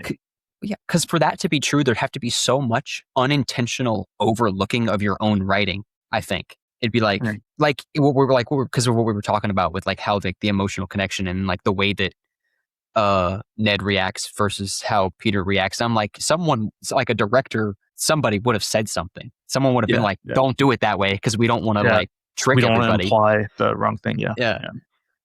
Yeah. But what I was thinking about, so the main reason I wanted to rewatch it actually is because I couldn't remember how much of the movie MJ was wearing the Black Dahlia for. Mm. And I was like, I feel like that's important. So upon rewatching it, she's wearing it in all of the Instagram posts in like the montage, right? Yeah. And then she's wearing it at the house party when Peter goes, the housewarming party. And then she does not wear it again until the end of the very final shot, when she's sitting on their rooftop back at the high school Mhm. or wherever their And rooftop she's like is. fiddling with it. And she's fiddling Yeah, with it, yeah, and then yeah, she's yeah, like yeah. looking at the sunset or sunrise or whatever. Right. And because I was like, see, because if the handshake is the emotional tether for Ned and Peter, then the Black Dahlia is the emotional tether for MJ and Peter. Yeah. And yeah. at the end, originally, what I was thinking, because she definitely, the very last shot of MJ, right? She's like looking at the sunrise, and then she's playing with the necklace, and then she smiles while she's looking at the, like, 100% smiles. I'm not like, I was looking so close just to make sure I didn't imagine it in my head. So I'm like, I feel like they're either going to address it super quickly the next time MJ shows up, or that she already kind of remembers, or like feels something, like that she doesn't quite understand or whatever. And so that was like, I was like, if she's not wearing the necklace the whole movie, and then she's wearing it at the end, I feel like that has to mean something, which is why I went back to see it. But then I was thinking, well, maybe because Jean was possessing her. So after the housewarming party, the next time we see her is when Peter goes to rescue her from her apartment after chasing Jean. And I was like, okay, well, maybe Jean had just been possessing her the whole time that scene's going on. So like she didn't know to put the Black Dahlia on. But immediately I was like, Jean knows everything though. So she would have known to put the Black Dahlia on to trick him, because the second she goes in your brain, she knows everything about you. So I was like, that doesn't make any sense. And then it also doesn't make sense because MJ specifically states in the movie that she was working at her desk before Jean possessed her. Like when the reveal happens for when Peter realizes that Metzger lied to him, that's how he realizes it, because she's like, I was sitting at my desk and then I was falling off a roof. Yeah. And so I was like, so you woke up and got dressed or whatever and chose not to put the necklace on, and then you got possessed. And then she doesn't have it on the rest of the movie. And sure, the next time she's at Punisher's place for a while there, so obviously she doesn't have an opportunity to put it back on. But then there are at least 3 more scenes where they're at their apartment and she still doesn't have it on. Yeah, just actively. And I was like, okay, now you're intentionally not wearing it. So like you've been here for a while. Yeah. And then there's the whole thing where she gets frozen, or not her obviously, but everybody gets frozen by Jean. And I was looking really, really closely the second time for this, but MJ is the only one that's like expressing anything, like, cause she's like crying. The tears. Well, yeah, nobody else in the whole city is reacting at all. They're all just frozen. And Ned is reacting a little bit too. His like he's reacting a little bit. So part of me Yeah. thinks that maybe Jean's whole psychic blast thing unintentionally kinda loosened their reprogrammed. memories a little bit or Yeah. whatever. Yeah. Like fixed it slightly. And that like Ned's just triggered faster because Peter interacted with him next and he doesn't see MJ again for the rest of the movie after he leaves their apartment to go save Jean. Yeah. And but then even just like the way the final thing is framed, where it's like Peter's sitting on that rooftop and he's watching the sunrise or the sunset or whatever it is, Yeah, and the then it cuts parallel to with her. MJ. Yeah. Yeah, and then it cuts to MJ watching the sunrise and she's playing with the necklace and then she smiles and then that's the last and it's on their rooftop where they planned their future together. And I'm Yeah. just like, I'm like, I don't believe you that she doesn't remember anything. Like maybe not everything, but like it just feels like way too many intentional things throughout the movie. Yeah. Especially with the necklace involved. And I'm just like, I'm going to choose to believe it. Because I'm not going to lie, I don't want there to be any other love interests. I know a lot of people are like, oh, introduce Black Cat. Like, and you were even talking about it earlier, introduce Black Cat or Gwen or whatever. I'm like, don't. I mean, you can introduce Black Cat, but not as a love interest. Just have her be a villain, hero, anti-hero, whatever the fuck you want to make her in this version of the story. But I'm just like, I don't need Peter to have other love interests. Just have either have her not remember and then get together anyway, or have her remember really quickly in the next movie and then be together. Like I don't care. I think the only reason I'm like I guess I'm of two minds. Like I want them to introduce more love interests, not to like just throw MJ away and then just have Peter get with, Felicia, get with Gwen, but more so to like just provide some sort of relationship conflict, I guess, in a sense, to maybe flesh out the relationship between Peter and MJ. But then on the other hand, it's like you've already spent so much time trying to build this up without really going at like anywhere. So it's like maybe you should just double down on it and keep trying. I think the relationship conflict will arise from her remembering everything and then being like, oh yeah, I guess they have that. And then being mad at him for not coming to tell her, because obviously current MJ isn't mad about that because she doesn't remember why she should be mad about that. But once she gets her memories back, she'll be mad about it. So like that's the relationship drama. You don't need another person to. No, I guess you have that, yeah. To throw it out. Plus, if you want to do Gwen, you know what you should do? You should introduce Gwen, make her much younger than them, and just make her Miles' love interest. You know what? Honestly, that works. Like too. Just pull a page out of Spider-Verse. Yeah, just do that. That could work too. Yeah. But yeah. So I'm gonna choose to believe that she remembers though, because it makes me feel better. I honestly, I need to rewatch it. Like I need to gain more insight. But yeah. Also, Hulk remembers him. Hulk does. Hulk definitely does. But because he stopped killing Peter when Peter said, yeah, for sure. But then it's also like it made me think in that moment. I was like, have they intentionally shown Hulk and Peter interacting in any sort, or Spider-Man interacting? They haven't. Hulk, right? So Hulk it's has like, never met Peter. So it's like in my head, it's like Hulk's, like the way they shot that sequence or framed it, like they were implying that it's Hulk who, like, that's why he stops, because he's like, oh my god, like, yeah, that is my friend. But why would he react like that if they haven't really developed that much? I mean, sure, you can say off screen they know each other. Yeah. Obviously, obviously they know each other. We just haven't seen them interact enough to the point where that little sequence is like emotionally like believable. Right. I guess they don't have any, like, it's not like how when that, like, because obviously the iconic thing from the, it's not like it's like Hulkbuster is just beating on Peter. But I think the iconic thing, I don't remember if it's also in a TV show, but I'm pretty, it's from the comics as well. But the thing where, like, when everybody does forget who Spider-Man is, yeah, Hulk's the only one who remembers. Hulk is like, I remember everything. Like, I'm the only one. Yeah, you know what I'm talking about. Yeah, that's the iconic thing. He's just like, Hulk remembers everything. Like, I still know you're Spider-Man. But like in that continuity, like whichever continuity you're talking about, it's like in they have extensive history in that context. And Hulk likes Spider-Man specifically above most other heroes. Yeah. So it's like when Hulk's like, I still remember you because nothing can delete my memories because I'm fucking Hulk. And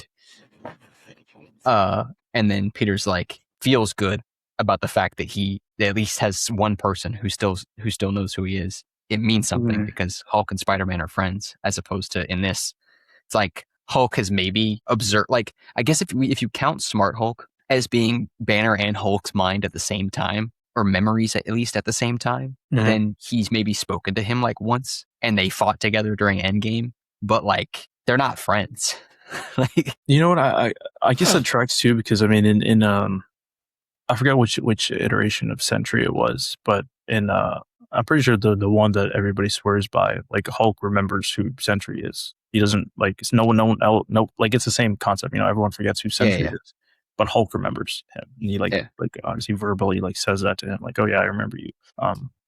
So yeah, I guess it within that context, it's like sure you could buy that, but I don't think that's what they were intending. You know, like that's like Right. for casual audiences that don't know the comic book lore, they're like, you know, I guess they're just going off the implication that obviously they are Avengers. They fought together in Endgame, so obviously they would know each other. Which I Right. guess, you know, sure is fine. It was still a good way to like kind of show, I guess, a little more from like the Hulk side, I guess, rather than him just being a monster.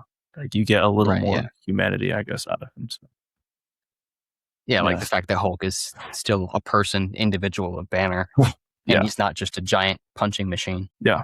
Gives him more depth. So, Yeah. I like that Peter's only friend right now is Punisher, though. I dude, mean, that's Jean too, another but like thing. his only Yeah, friend yeah, that he's going to be able to see on a regular basis is Punisher. I loved like, I mean, obviously the hospital sequence where like, you know, Frank is Yeah, just that like was good. laughing That like was they're great. best friends, and I'm like this man Matt has hung out with Punisher for like what 3 seasons of television in a sense, and he like they still don't get along Yeah. like Peter and Frank like- have. Matt and Punisher have been frenemies for like a decade. Yeah.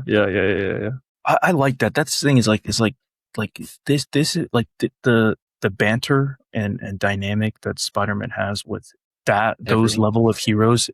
Honestly, yeah, just everyone, to be honest. But like when you have like the Defender side of the Marvel universe, it's like that is where he shines the most. Like that is at it. Like his banter with everybody is the like one of the core elements of who Spider-Man is. Right. Yeah. And like that, like that's just something that was just shown so well with Frank, and like the fact that like they riffed off each other so well and it didn't feel forced. And I was a little afraid that obviously now that, you know, Punisher is in a PG-13 being shown through a PG-13 lens, that they're going to have to make Right. him a little more likable and like maybe not as Punisher-y as especially as he was in the special that literally just came out. But I feel like the way he reacted, so I was afraid that his personality would like take a hit because of that. But every time that he was talking to Peter, like I feel like he reacted the way that he would, Yeah. and like the way he was speaking to Peter, like it all felt natural. And you know, I don't think the rating like held him back in that sense. But yeah, no, that honestly, that was probably one of the best parts of the movie.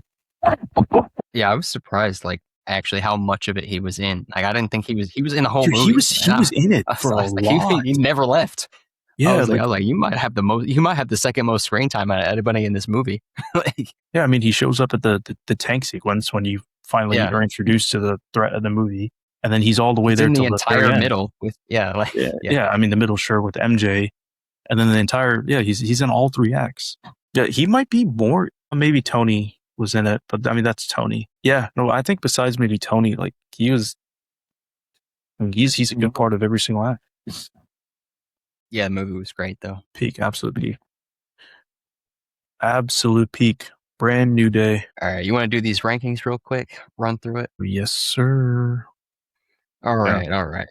Maybe this way will be a lot faster. Yeah, we'll do bottom to top, and you can go first. All right. So we're ranking all the Spider-Man movies in case anybody forgot. Spider-Man ranking time. Okay. Oh, and do your ratings while you're doing them as well. Oh yeah, that honestly will provide a lot of context because I feel like my list might be because some of these people polarizing. might get mad, like gut reaction. Just like one of them, people are definitely going to be mad at both of us. I'm pretty So sure. we're just given the number and rating, right? We're not to discuss it right now. Yeah. Okay. Yeah, we'll talk about it after we're both done. Okay, so you have 11 total, right?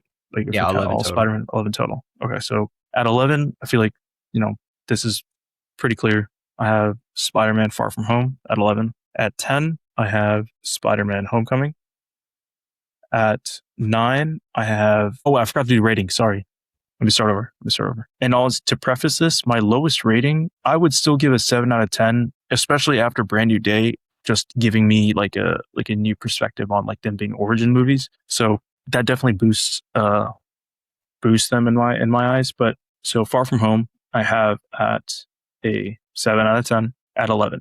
Number 10, I have Spider-Man Homecoming, also a 7 out of 10. Solid. At number 9, I have Across the Spider-Verse. I have that as a 7 out of 10 too. At number 8, I have TASM 2, The Amazing Spider-Man 2. I have that at a 7 out of 10 as well. At number 7, I have Spider-Man 3. I have that as an 8 out of 10. Number 6, I have No Way Home, 8 out of 10. Now we break into the top 5. So at 5, I have Brand New Day, 9 out of 10. Number 4, I have TASM 1, The Amazing Spider-Man 1, at a 9 out of 10. And now we move into the top 3, which are just peak content. So number 3, I have Into the Spider-Verse. Number 2, I have Spider-Man. And number 1, the most definitive superhero movie of all time, and still is yet to be defeated, Spider-Man 2. All top 3 are 10 out of 10s. Solid. All right. Let me run through mine. All right. My 11 is also Far From Home, 6 out of 10. Homecoming is next at number 10 slot, 6 out of 10. Across the Spider-Verse at number 9, 7 out of 10. Number 8 is TASM 1, 7 out of 10. Then 7 is TASM 2, 7 out of 10. Then number 6 is Spider-Man 3, 8 out of 10. Then No Way Home at number 5, 8 out of 10. Then Brand New Day at number 4, 9 out of 10. Then Spider-Man 1, number 3, 9 out of 10. And I'm really on the fence about this after just rewatching both Spider-Verse movies. Like, there's part of me that wants to put it at number 1. Into the Spider-Verse, yeah. It is peak. There's really, like, it's a strong part of me that wants to put it at number 1. But, like, I'm not going to. I'm going to put it at number 2, 9 out of 10. And then I'm going to keep Spider-Man 2 as number 1 at 9 out of 10. Okay. And I just don't give 10 out of 10. So, like, do with that what you will. That's fair. I'm more forgiving. If a movie is peak, I'm going to give it a 10. Like, that's the thing too.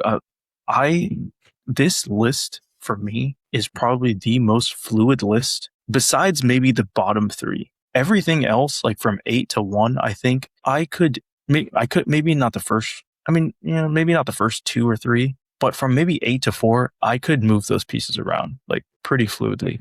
But I mean, I think we both had Far From Home at 11. I feel like, and maybe Far From Home's definitely. Yeah, Far From Home, Homecoming are definitely the worst. I think our bottom 3 match. Yeah, our bottom 3 match. I forgot to note yours, but I'm pretty sure I know what you had. I mean, I think you had TASM 1 a lot higher than I did, and then obviously people are gonna disagree with Across being that low because people are dumb. Yeah, I think that's probably the biggest one that we have to discuss. Honestly, Across is it's a great movie. Visually, thematically, honestly, it's perfect. I love the characters. Really, it like the even the plot. I love the plot. It's a great movie. It's literally just the ending that I have major gripes with, and that's because it doesn't serve as its own individual self-contained story. And I know a lot of people will say that it technically does have a conclusion. It has a thematic conclusion, but it doesn't have a narrative conclusion. Yeah, it's like, you guys remember in school when you drew the little pyramid, it doesn't go to the end. It's like, you know what I mean? It stops in the middle of like the falling action. That's where it ends. It's like, we're right in the middle of something, then it's just like credits to be continued. And I'm like... And that's the thing too, is that if you're marketing the movie as a part 1, I wouldn't use this as a point at all, because you know that it's going to end halfway through a story. Right. It's like the Wicked thing. Yeah, exactly. So the fact that it was implied to be, a second outing of Into the Spider-Verse. It's a second installment of a trilogy. It's not part 1 of a whatever the fuck you want to call it. So the fact that it serves as just a part 1 when you don't go into it feeling that it's a part, or knowing that it's a part 1, just felt a little. It just felt a little manipulative. Not manipulative, but like I was let down. I think it's fair to say I was let down. I could tell they were building up to the end, and I said, this movie's already gone on for how long, or for as long as it has. Yeah. they're not ending it here. Like we know they're setting it up. And a lot of people, when I've talked about this with other people, they use because okay, so this is kind of side related. I love Dune, right? Dune Part 1. I love that movie. A little slower compared to Part 2, but it's setting up everything. It's world building. It's a great movie. Right. But people use that argument a lot when I say I liked Part 1 of Dune, but I didn't like the ending of Across the Spider-Verse. Sure. They say, well, Dune is a Part 1 as well. So why do you like that? My reasoning, though, is that, first of all, it was marketed as a singular movie. That's true. It wasn't marketed as a Part 1, just like Across the Spider-Verse wasn't. So that's fair. But Dune is actually based on a previous piece of media, right? Right. Sure. Yeah. It's a book adaptation. It's a book adaptation. So there is already a form of that story that exists, right? So if you're watching the trailer as someone that's a fan of the books, based on the trailer, you are not seeing stuff from the second half of the book. So that it's going to be a Part 1. And especially like if you compare it to Lord of the Rings, like they're not going to show you the entire movie in Fellowship, right? It is a two-parter. Right. So when it comes to that, I'm like, yes, Dune didn't market itself as a Part 1, but it was pretty obvious that it was going to be a Part 1. Yeah. Across in no way was marketed as like as a Part 1. I think maybe at the end they were like, obviously we can't tell this story in just one movie, so we have to, and that's fine. But it just felt a little dismaying to me, and it's like a bait and switch. Yeah, like I felt played in a sense. Yeah, literally, because it's like you think you're going to watch a second movie, and you're watching Part 1 of a movie instead. Yeah. And the Dune thing also, it's just like if you just look at Dune, like if you pick up that book and look at it, it's like there's no way that's happening in one movie. And to that, I forgot to mention that, I mean, obviously 1984, like Lynch's Dune, like they did the whole book in one movie, but obviously Lynch's Dune is not, didn't do well. maybe visually, like for its time, it was great, but obviously like a lot of Dune fans weren't really that big, big fans of that, iteration. Nobody knew that movie existed until the new Dune came out. Is how unpopular that was. Yeah, I guess except for people that were into. Yeah, people that were already Dune fans 25 years ago, which is just like that's not a good argument against. And I've seen other people have also used Empire Strikes Back as an example, and I'm like, first of all, the Empire Strikes Back has a narrative conclusion. The rebels, they lose and they live to fight another day. Essentially, is what you get at the end of the movie. Sure, you don't have a conclusion to who Vader's relationship with Luke and how he's his father. You don't have a resolution on Han, being frozen.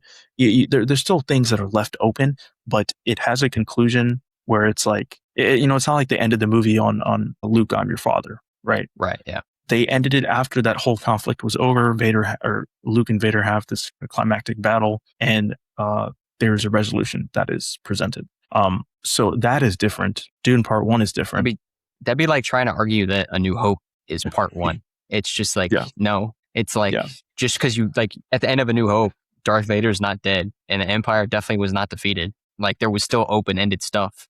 But like, the primary driving action of that movie was concluded. That Death Star is a problem. It's not a problem anymore. Like, yeah. And also, like, I see the arguments for Across having thematic conclusions to some character arcs. The only one that I can see is Gwen. Like, Gwen, you can consider Gwen as a main character. Like her, arc with she's like half the movie, honestly. So I mean, rewatching that one. Yeah, that one I completely get. That one's fine. Sure, she has her character arc in that sense, like with at least with the relationship with her father and who she is in terms of being part of like the Spider-Verse Spider-Man, right? Like that works for her, but it doesn't work for anybody else in that film. Obviously, with Miguel, right? Miguel is still like willing to let like all these people die, right? Like he hasn't come around yet. Spot obviously is still about to destroy the world essentially. And then Miles still hasn't told he hasn't his like parents. He hasn't had that he hasn't told his parents yet. He told Prowler's mom who he was. Yeah. He told the wrong mom. Yeah, the wrong mom. So like you like it is it is 100% a part one, and them using it as a bait and switch kind of without necessarily marketing it that way is honestly my only gripe with that movie. Otherwise, I think it's great. Like visually, like I mean, there's you cannot say anything negative about the visuals of that movie and what they're able to do. Yeah. It's all peaks. But Yeah, I mean, like, here's how you fix the ending of Across. Because the problem is that they take the time to finish Gwen's thematic arc. That's the problem with the movie. Because when Miles goes into the teleporter to go home, there's like 30 minutes left in the movie at that point, right? So he goes in the teleporter.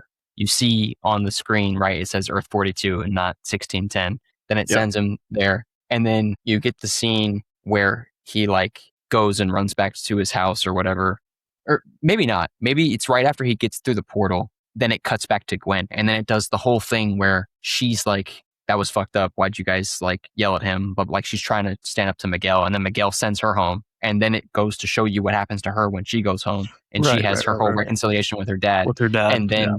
And then she gets the new watch that Spider-Punk made. And then she starts to go recruit everybody or whatever. She goes on her way to try to find Miles. And all of that takes up like a solid, that takes up maybe like 15 minutes. So you've got like 30 minutes left when Miles goes home, and then you get 15 more minutes of that. And then you get the scene where Miles tells his mom, his other mother, who he is. And then she's like, what the fuck are you talking about? Blah, blah, blah.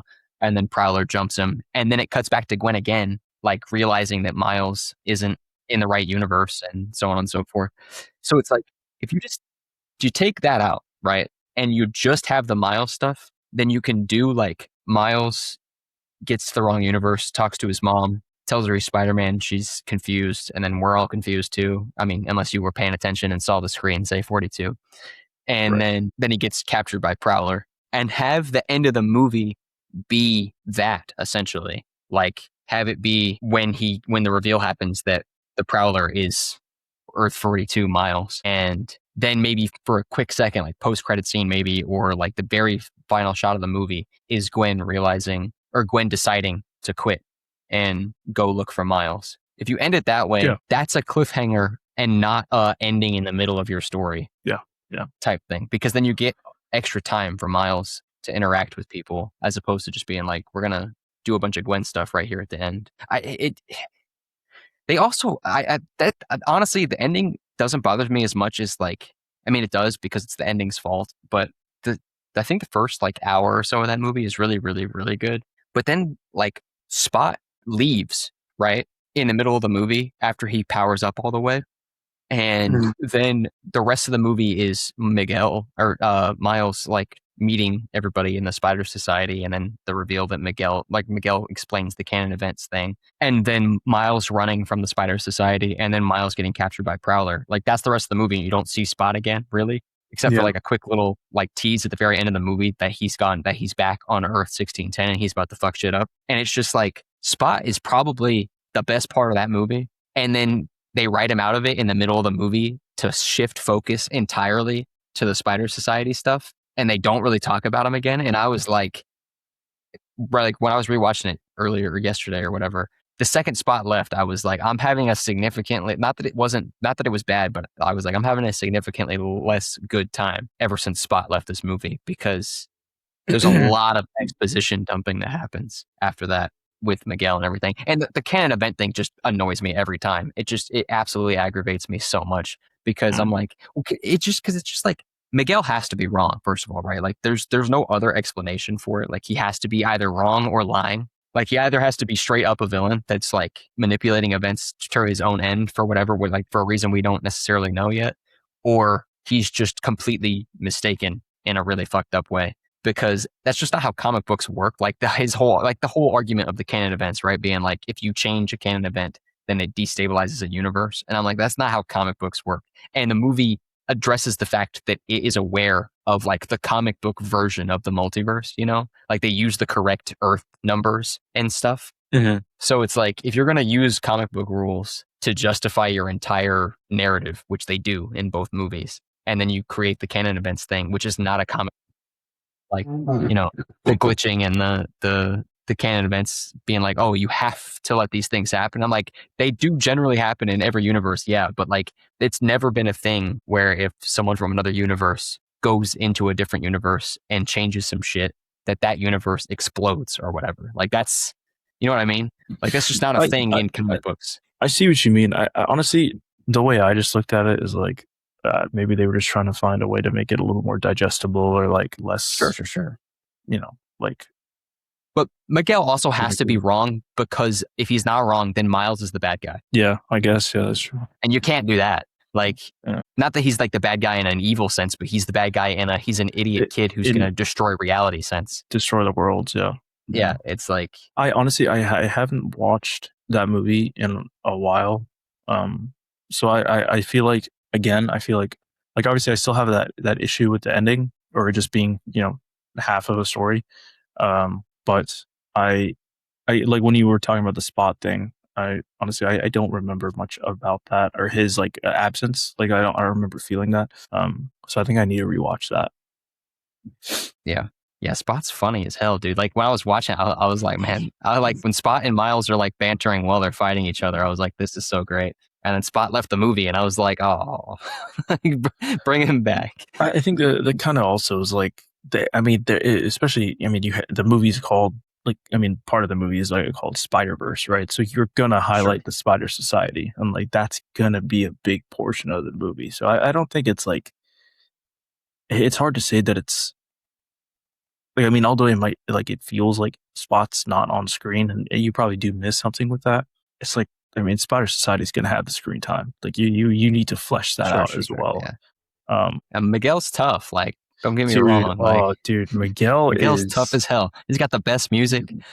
Like that. That's what makes that movie so peak too. Is not only the visuals, but the soundtrack, the songs, the themes. Like you get so much, like oomph and like all of those things, and like the sequence when they're on the what's it like? They're like he's like he's climbing after him. Oh, on the skylift.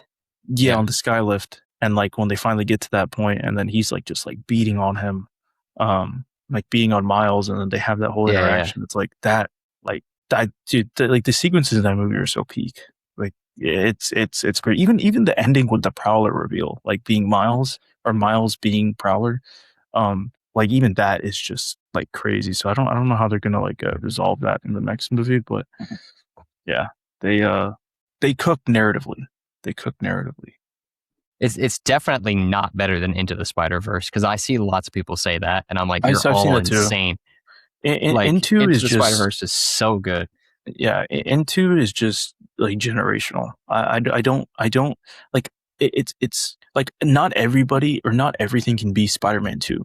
Like I feel like sometimes the original is just like what they were able to accomplish, like even just like the plot, the overall plot, like the journeys that the character like goes on, especially with Miles. It's like that movie is just too great. And I feel like they balanced a good bit of, like, you have Peter in there to appeal to general audiences, to where they're like, oh, okay, at least Peter Parker's still in here. That's like the Spider-Man we know. Sure, yeah. But it doesn't overshadow Miles as a character, and like introducing Miles to those general audience fans, and as well as just appealing to like comic book fans who like, love Miles as a character and as Spider-Man. But yeah, dude, that like the balance they're able to achieve with that is just peak. Yeah, I think honestly they do the Spider Society stuff better in the first movie too. Like the little team of different spiders they have is better than, like, other than Miguel, nobody that shows up in Across is better than anyone that was in the first one. I like Spider-Punk. Spider-Punk's pretty good, but he's not really in it that much. Yeah. Maybe like, he's not that integral. He left a bigger impression, but he's like at the beginning, not the beginning, but he like shows up, before they've gotten to the Spider Society on Miguel's Earth, and then he kind of leaves. He's just kind of standing there until the chase sequence happens, and he leaves right as the chase sequence happens, and then he's not really in it again until the very, till the cliffhanger thing at the end, when Gwen is getting the anti-Miguel team together. Yeah, maybe it's also because they had to spend a lot of time. Yeah. Like they probably had to spend a lot more time. I mean, kind of what you mentioned earlier with them showing you more of Gwen and making her more integral to the story rather than it just being Miles. Yeah. I mean, there's like a solid takeaway. Yeah, I'd say there's probably a solid like 40 minutes of the movie that's just about Gwen, and like Miles isn't even really in it. Yeah, like the whole intro. The intro is really long. I mean, I don't know how long it is exactly, but it's pretty long, and like that's just all Gwen stuff. Right. Yeah. Yeah. But yeah. I think that's the only like, yeah, I think you're right though. That's probably the only like really crazy one. That's probably the only one. I mean, I know, oh my God, I got to pull it up on my phone again. I think, where do you have Brand New Day? 4. I mean, I have it 5. So I think that's the thing. I mean, it goes back to what we were talking about earlier is like, I think that it, aside from the X-Men stuff, it's like peak Spider-Man, right? But the fact that you have, at least I feel like our top 3 are the same, right? I don't think so.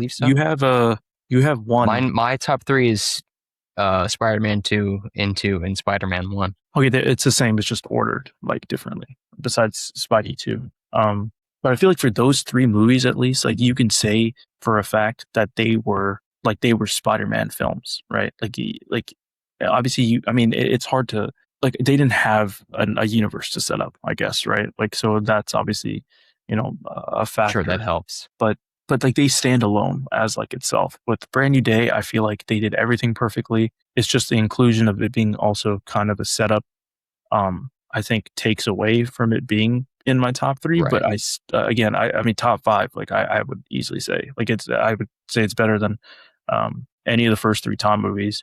No Way Home is a great movie, but if you take out the nostalgia factor, you take out the 2 Spider-Men, and therefore you have to take out the villains. There's not really much that gives it a weight, I would say. Yeah. Even if you don't, though, it's like it's still not better than Brand New Day. Like, oh, sure, yeah. Even if you leave them in, it's just like yeah, that was great, but it's not better. Like, sure. Also, I think I have TASM 1 in my top 5. I don't think you have it near there at all. I think you have more lower to the bottom.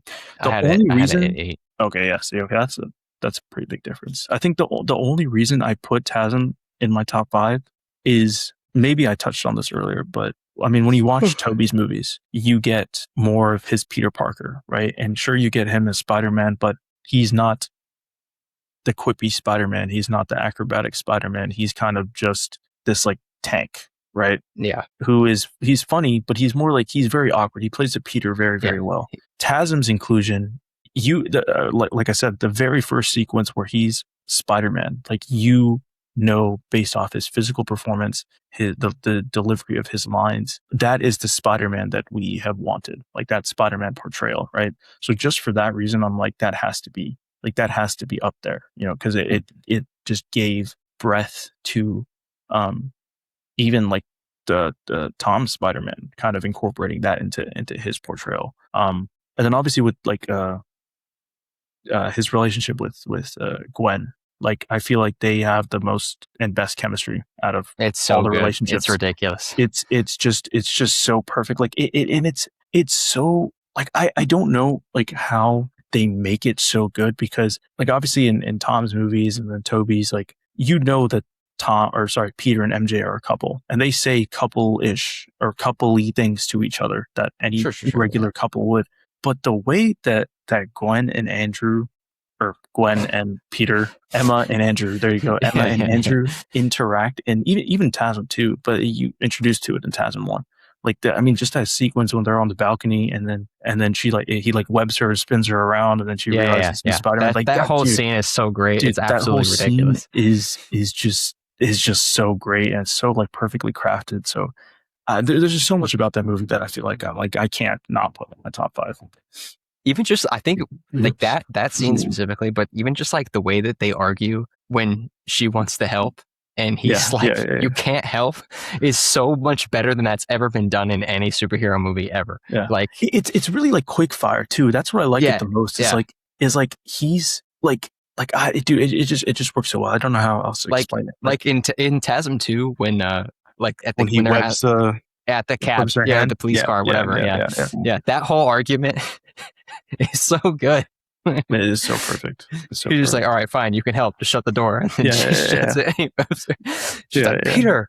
I know. She's like, oh my god. Yeah, I mean, even That whole TASM thing. too. Yeah, It's so great. it's just so like I felt like their relationship was like real, you know, and I really like that. Why do you have TASM so low?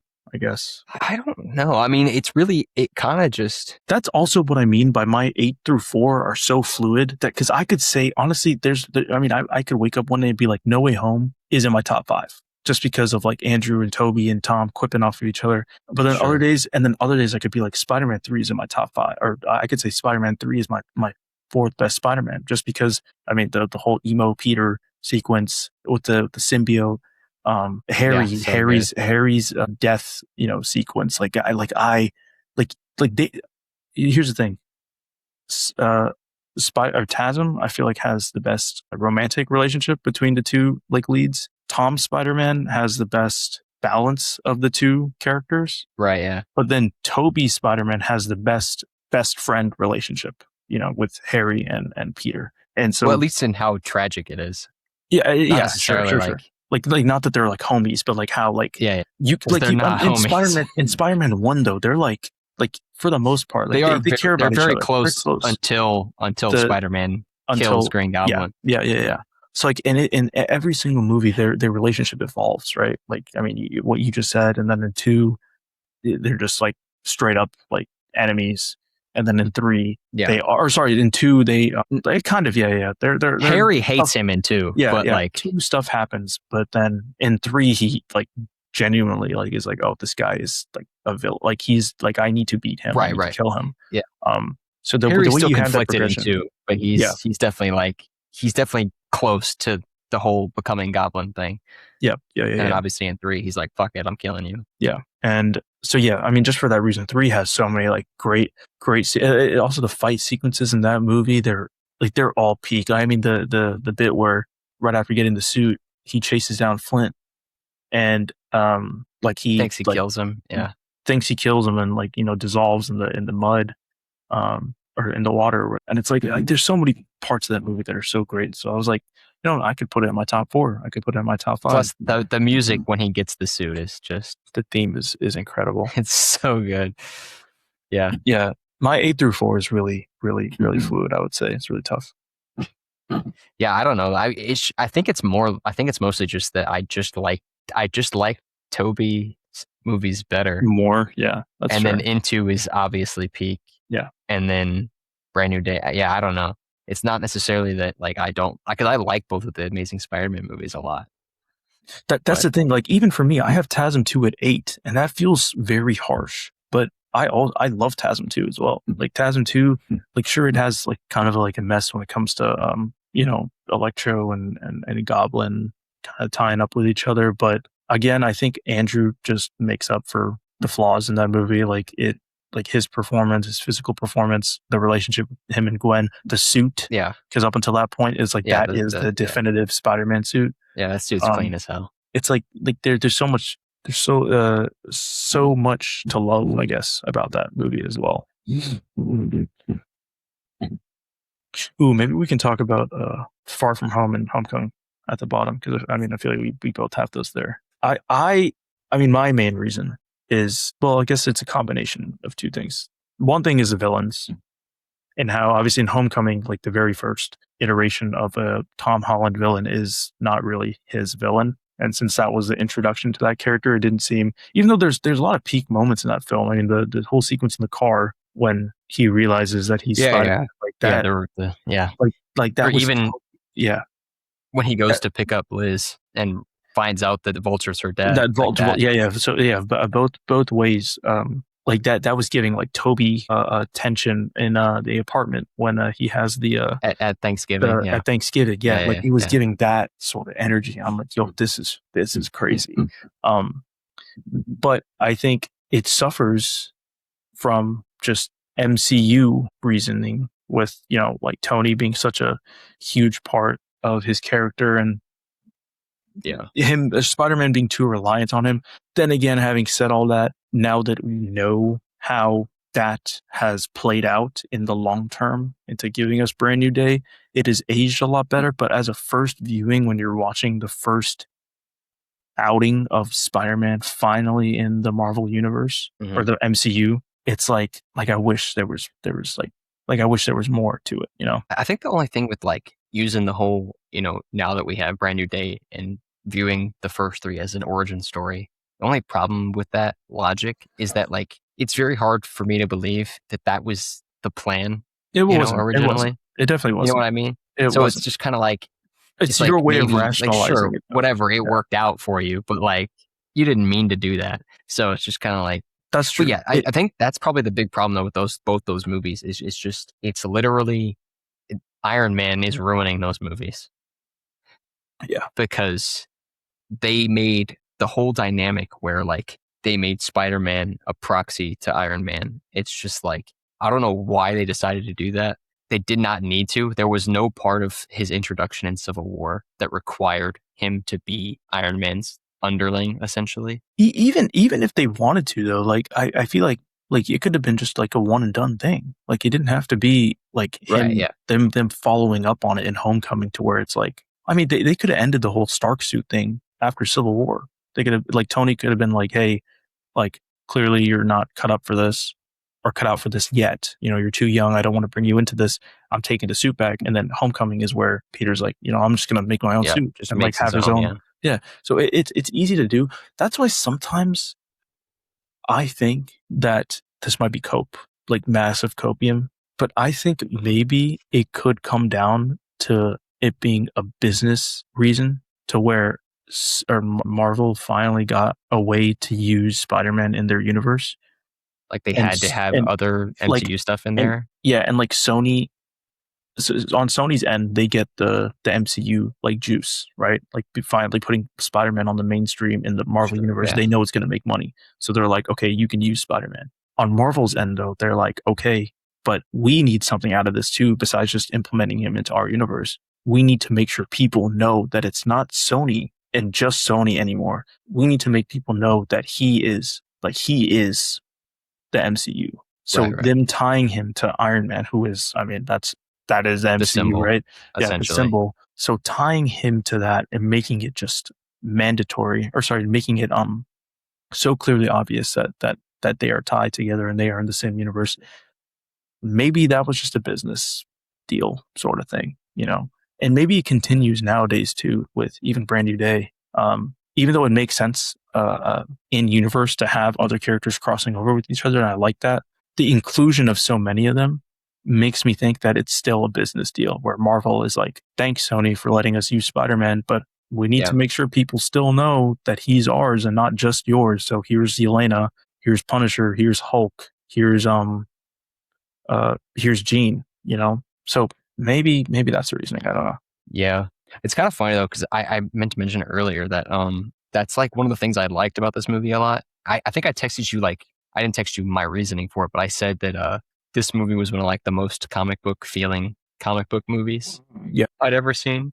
And what I mean by that is it feels like reading an issue of a comic book because in any comic book ever, you take a random issue of Spider-Man or Batman or Hulk or whatever, it doesn't, you literally pick anybody. It does not matter. That the way that this movie plays with other characters that are not Spider-Man characters is how it usually goes, right? Like if you just to use an arbitrary example, it'd be like I'll just use Superman, but like, random issue of Superman, he might have a problem. He needs to there's something specific he has to do to beat Brainiac or whatever. So he goes and asks Mr. Terrific to make him a thing. And Mr. Terrific makes him the thing, and then Mr. Terrific's in that one page, and he's not in the rest of the comic book. And that's it. And then Superman goes, and he's in the middle of a fight, and Nightwing happens to be in town, and he helps him with that fight. And then Nightwing's like, "All right, bet I gotta bounce." And then he's not in the rest of the comic. Yeah, and so it's like that is an extremely that's how comic books remind you that it's one gigantic universe. Right. Which obviously is what they're doing in the movie. But I'm like, I wish I like that. Whereas, some people have been complaining about it or being like, oh, there's too many characters in the movie, whatever the case might be. And I'm like, yeah, but it'd be dumb if all this crazy shit was happening in New York and nobody showed up except Spider-Man. They're all right there. That's so funny that you bring that up too, because I've seen people argue I mean it's just like a meme, right? Like every time something like Thunderbolts, for example, like they're like, hey, where's Spider-Man? Like this all this crazy stuff's happening in New York. What is Spidey doing, right? But then you have the opposite end of things where they flip it and they include other people in New York in the Spider-Man movie, but now all of a sudden they have a problem. They're like, why are all these MCU people? So yeah, that argument doesn't really hold any weight in my opinion. Yeah. Also, Spider-Man needs to be in season 3 of Daredevil. Oh my God. See, that's the thing. Like we say these things and I agree with you. And in the ideal world, this is how it should be. Right. And that's why this movie was so great, is that it builds off of that idea. Right. But real life like limitations obviously will like deter that from ever happening that consistently. But I think Tom, as an individual, as an actor, whatever, Marvel knows he is their RDJ now. And honestly, I would say he's bigger than RDJ, because sure, like Endgame and Infinity War like have broken records, even though Brand New Day holds the record now. But Tom did that by himself, right? Endgame, Infinity War, you have the entirety of the MCU rallying behind that movie. Tom made this happen, this turnout happen, because of Spider-Man did that shit alone. He did that by himself, right? So like Marvel knows they have Tom as like the symbol of the MCU now. So they have to capitalize on it, right? Like you're gonna like have him like show up every now and then. There's absolutely no way they're not planning him linking up with Daredevil eventually. They're not gonna. They can't. They can't be miss that. So tragic if it didn't happen. They can't miss that opportunity. I mean, especially after this, him interact with Frank. It's like you can take that to the next level with Matt, because with Frank, it's kind of like you knowing them as characters, how they're going to interact individually or with each other. Like Frank's going to be like, I can hurt people. Peter's like, no, you can't hurt people. Matt, though, you have a little more to play with, because he's a bit of both. He's like, hey, I don't want to kill anybody, but I really like hurting people. Up. Yeah. He's like, and I enjoy it, right, to a certain extent. Yeah. So yeah, him and Daredevil, like especially the Daredevil we have now after season 2 of Born Again, it's like there is peak awaiting there in that dynamic that they could explore. It's gonna be like end of season 3, Daredevil. Punisher's like, yeah. We're not doing this. Hold on, I gotta call somebody. Yeah. Spider-Man comes in and beats the fuck out of whoever they're fighting. Oh, they need it. They need like, more. You're welcome. Bye.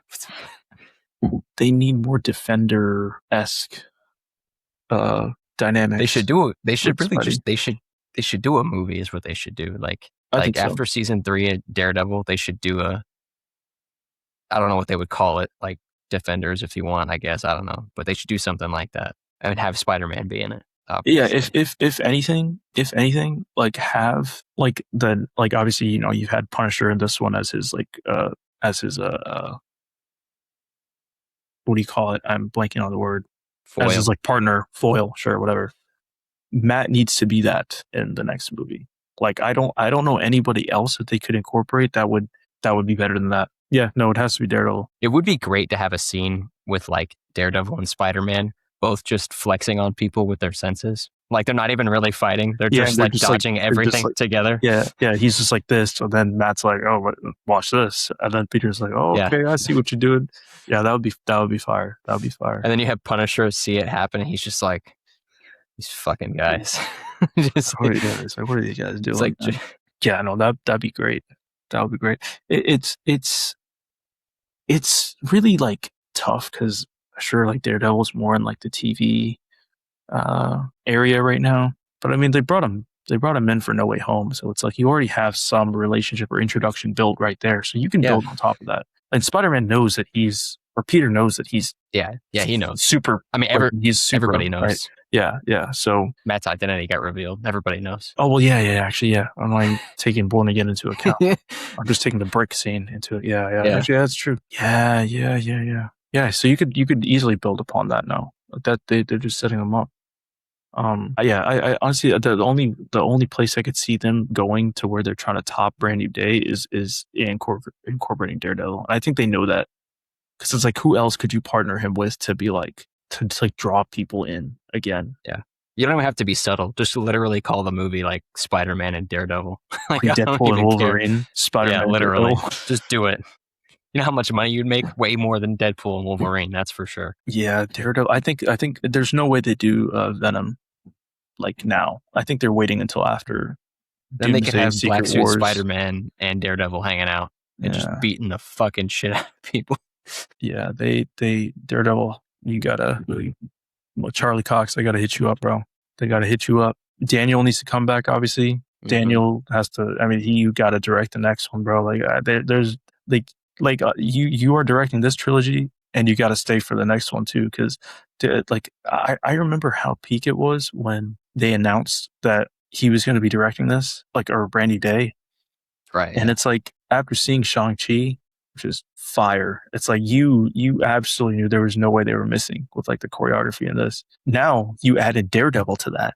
And it's like, bro, you're going to take Daredevil to new heights now and finally make him do like, because bro, like I watched, not to make this completely about Daredevil, but I watched the scene from She-Hulk where he's introduced, and the amount of flips and acrobatic stuff that man is doing, I've never seen him do in seasons 1 to 3 of Daredevil, which obviously for obvious reasons, sure, more grounded.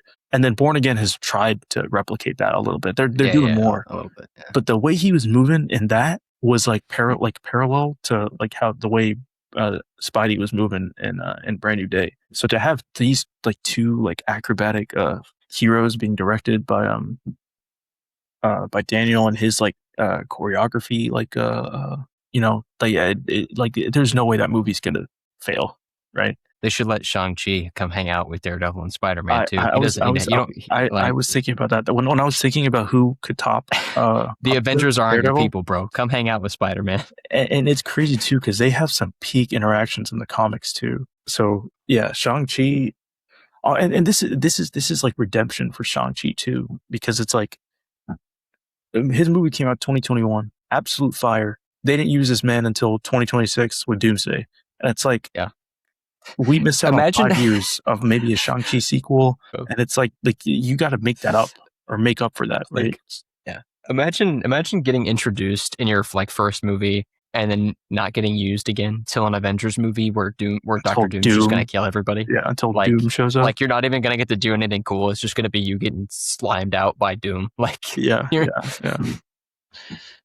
No, honestly, yeah. Shang-Chi, Daredevil, villain. I'm still a little hesitant Sinister on. Six. It's too early for that. Against all of them, unless they save Daredevil and Shang-Chi for Sinister Six. Make the next movie setting up. Now, there's no way they couldn't do that. They don't have enough time. You know what they need to do? Look at My Friendly Neighborhood Spider-Man and just do what they're doing, bro.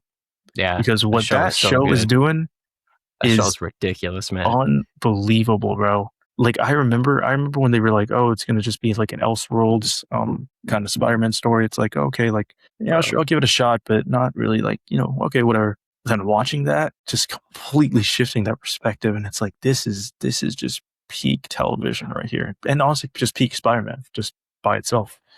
Yeah, that show was such a sleeper. Like, oh yeah, it was. Yeah, I just remember like leading up to that, whenever we talked about it, it was like, there's no way that's gonna be good, bro. It's gonna be so boring, or whatever. I can't remember exactly what we said, but no, it's and watching it, you're just like,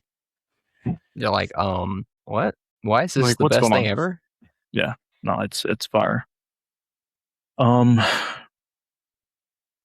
Yeah, I guess our I think we covered Homecoming's opinion pretty well. I feel like it's just like the Iron Man-esque involvement or reliance on him, and then honestly, Far From Home. You already know what I'm going to say. Jake carries that movie for me, and Mysterio. It's a combination of two things, right? Like Jake as an actor and his performance, and then Mysterio being my favorite Spider-Man villain, even though they took a different direction with him. Those two aspects, like combining, like carries that movie for me. And then obviously Spider-Man being a little more acrobatic at the end with that Spidey sense sequence, like that is great too. Where I think it falls a little bit is it just not being in New York, and New York just being such an essential character in the Spider-Man movie, even though they didn't really do Sure. much with it in Homecoming and No Way Home. But like it just and like maybe if this movie had come like a little later, maybe it would have been better because you have developed Spider-Man as like a force in New York, and you've given him enough to do there, and now it's like, okay, let's see how he is in other cities across the world. Right. But it just being the second outing for him is, I don't know, that's where it kind of fell a little bit for me. Yeah, I didn't necessarily have I've never had a problem with him with it not being in New York, just because it's like sure, whatever, like he lives there, but I don't know. I think it's just because like New York belongs to so many superheroes that it's not the same thing as like if it were in DC Comics or something like that. If you had a Superman movie that doesn't take place in Metropolis, it'd be like, that's weird because that city exists for him. Whereas like in Marvel, everybody lives in New York. So it's but we know when you say New York superhero, you only think of Spider-Man. I mean, sure, Spider-Man is probably the first one you're gonna say, but like I'm just saying, like I see what you mean. Yeah, I see what you mean. He can exist in any city with tall buildings is essentially the point. Like yeah. As long as, MJ's around, he can do whatever he wants anywhere in the world. But like, and I guess the other thing too is like, it's not like Spider-Man doesn't ever leave New York, like in comics or whatever. No, like, but that's why I said, that's why I said it just, time. Sure. Right. He does. I just think the second movie is too early. Yeah. And it true. I mean, like when he leaves, it's usually for like Avengers shit. It's not for a solo Spider-Man thing 90% of the time. Yeah. Maybe they just got caught up in the title because like they had the Home trilogy, literally, and then they're like, "Oh, we got Homecoming. He's home now." They gave it a title before they wrote the plot. He's not. And they were like, home "Shit, anymore. He's not home." Okay, yeah. Wait, so why do you have it down so low then? Like as the lowest? He's just not that entertaining to me. I just it's like not necessarily just a result of everything else being better. Yeah, I guess. Yeah, probably more than everything else. I don't really like. It's not that I don't like Mysterio, but like Mysterio is probably like the last Spider-Man villain I would choose to see in a movie. Like out of everybody else. That's the thing though, is like Spidey's rogues are so peak that it's like, even though I love Mysterio, I can see why people would like place preference over like, or place preference over him when, incorporating like other Spidey rogues. It just happened to be a coincidence for me, to be honest. It just worked out that way. If they did Mysterio like how they did him in Spider-Man 2, like in the game, it'd be different because Mysterio in Spider-Man 2 is dope as hell. That's yeah. I mean, I guess they kind of wanted more like modern adaptation of him, like with all like the tech and stuff, and they kind of took away a little bit of like the magician side of him, which I wasn't like that's honestly my main problem with his adaptation. When that's literally who Mysterio is. But yeah, I think that just suffers from the modern. There's also just like there's some plot things in Far From Home that are dumb. Like the whole thing with like Talos pretending to be Nick Fury. Yeah, doesn't make any sense. I try not to think about that. And the way that Far From Home sets up like the saber base or sword base or whatever it's called. And the scrolls and everything, and it's just like, and it doesn't do anything with it. But it's not just the fact that it sets up something that doesn't go anywhere. It's the fact that the implications on the movie itself, where it's like, why would you trick Spider-Man into thinking that he was being tested by Nick Fury, and why would you not tell Talos about the gigantic satellite full of death machines in space before having him test Spider-Man? Which unknowingly provokes Spider-Man into handing the glasses over to Mysterio. Like, if you had just explained what was going on, to like Fury explaining something to Talos or Talos to Spider-Man or whatever, it's like it's just dumb. Like, the only reason that plot happens is because Fury is lazy. Like, that's literally the only reason that movie happens. Yeah, I think it's also just like, I mean, the writers clearly, like, that was Nick Fury, like, at the time. And Far From Home, that was Nick Fury. Sure. And then like, probably, a snap decision at the like right before the movie came out to make it not Nick Fury. But it's also just, I think the other thing too, for me, is it's like Far From Home is just an extension of Homecoming, in the sense that like Far From Home, like Homecoming Spider-Man he fails at literally everything he does. And it's very obnoxious. And I know people's argument is always like, oh, well, it's like he's supposed to be like a fresh, brand new Spider-Man. So of course he's making mistakes. And I'm like, no version of Spider-Man who is in his origin story or is brand new at it consistently fucks up as much as Tom Spider-Man does in the first two movies. Like, he is absolutely terrible at his job in both of those movies up until the very, very end of Far From Home. And then he finally locks in and does something right. And it's just so frustrating to watch. And I'm like, you don't have to, like, in order, because I think people argue, they're like, oh, they're trying to show that he's just a kid and he's trying to learn and he's trying to like, and you know, like, you know, just that he doesn't know what he's doing and he's trying to figure it out. And I'm like, there's a way to do that without making him seem stupid. But the movies just make him seem stupid. Where like especially Homecoming, like everything he does in Homecoming is just absurdly dumb. Like, or even when he hacks the suit and he can't figure out like the different web shooter configurations and stuff like that. Yeah. And they make it this whole like slapstick goofball thing the entire rest of the movie where he's just like, he can't figure it out and he just has the AI set it back to like its base settings or whatever and stuff like that. And then and then, you know, and the same thing in Far From Home where it's just like they making fun of like the spider senses by calling it like the Peter Tingle and then the fact that it doesn't work because it just doesn't for some unknown reason. It just turned off. And yeah, I don't know. Just yeah. Like when he gets the glasses and he accidentally calls the drone strike on the kid who was hitting on MJ.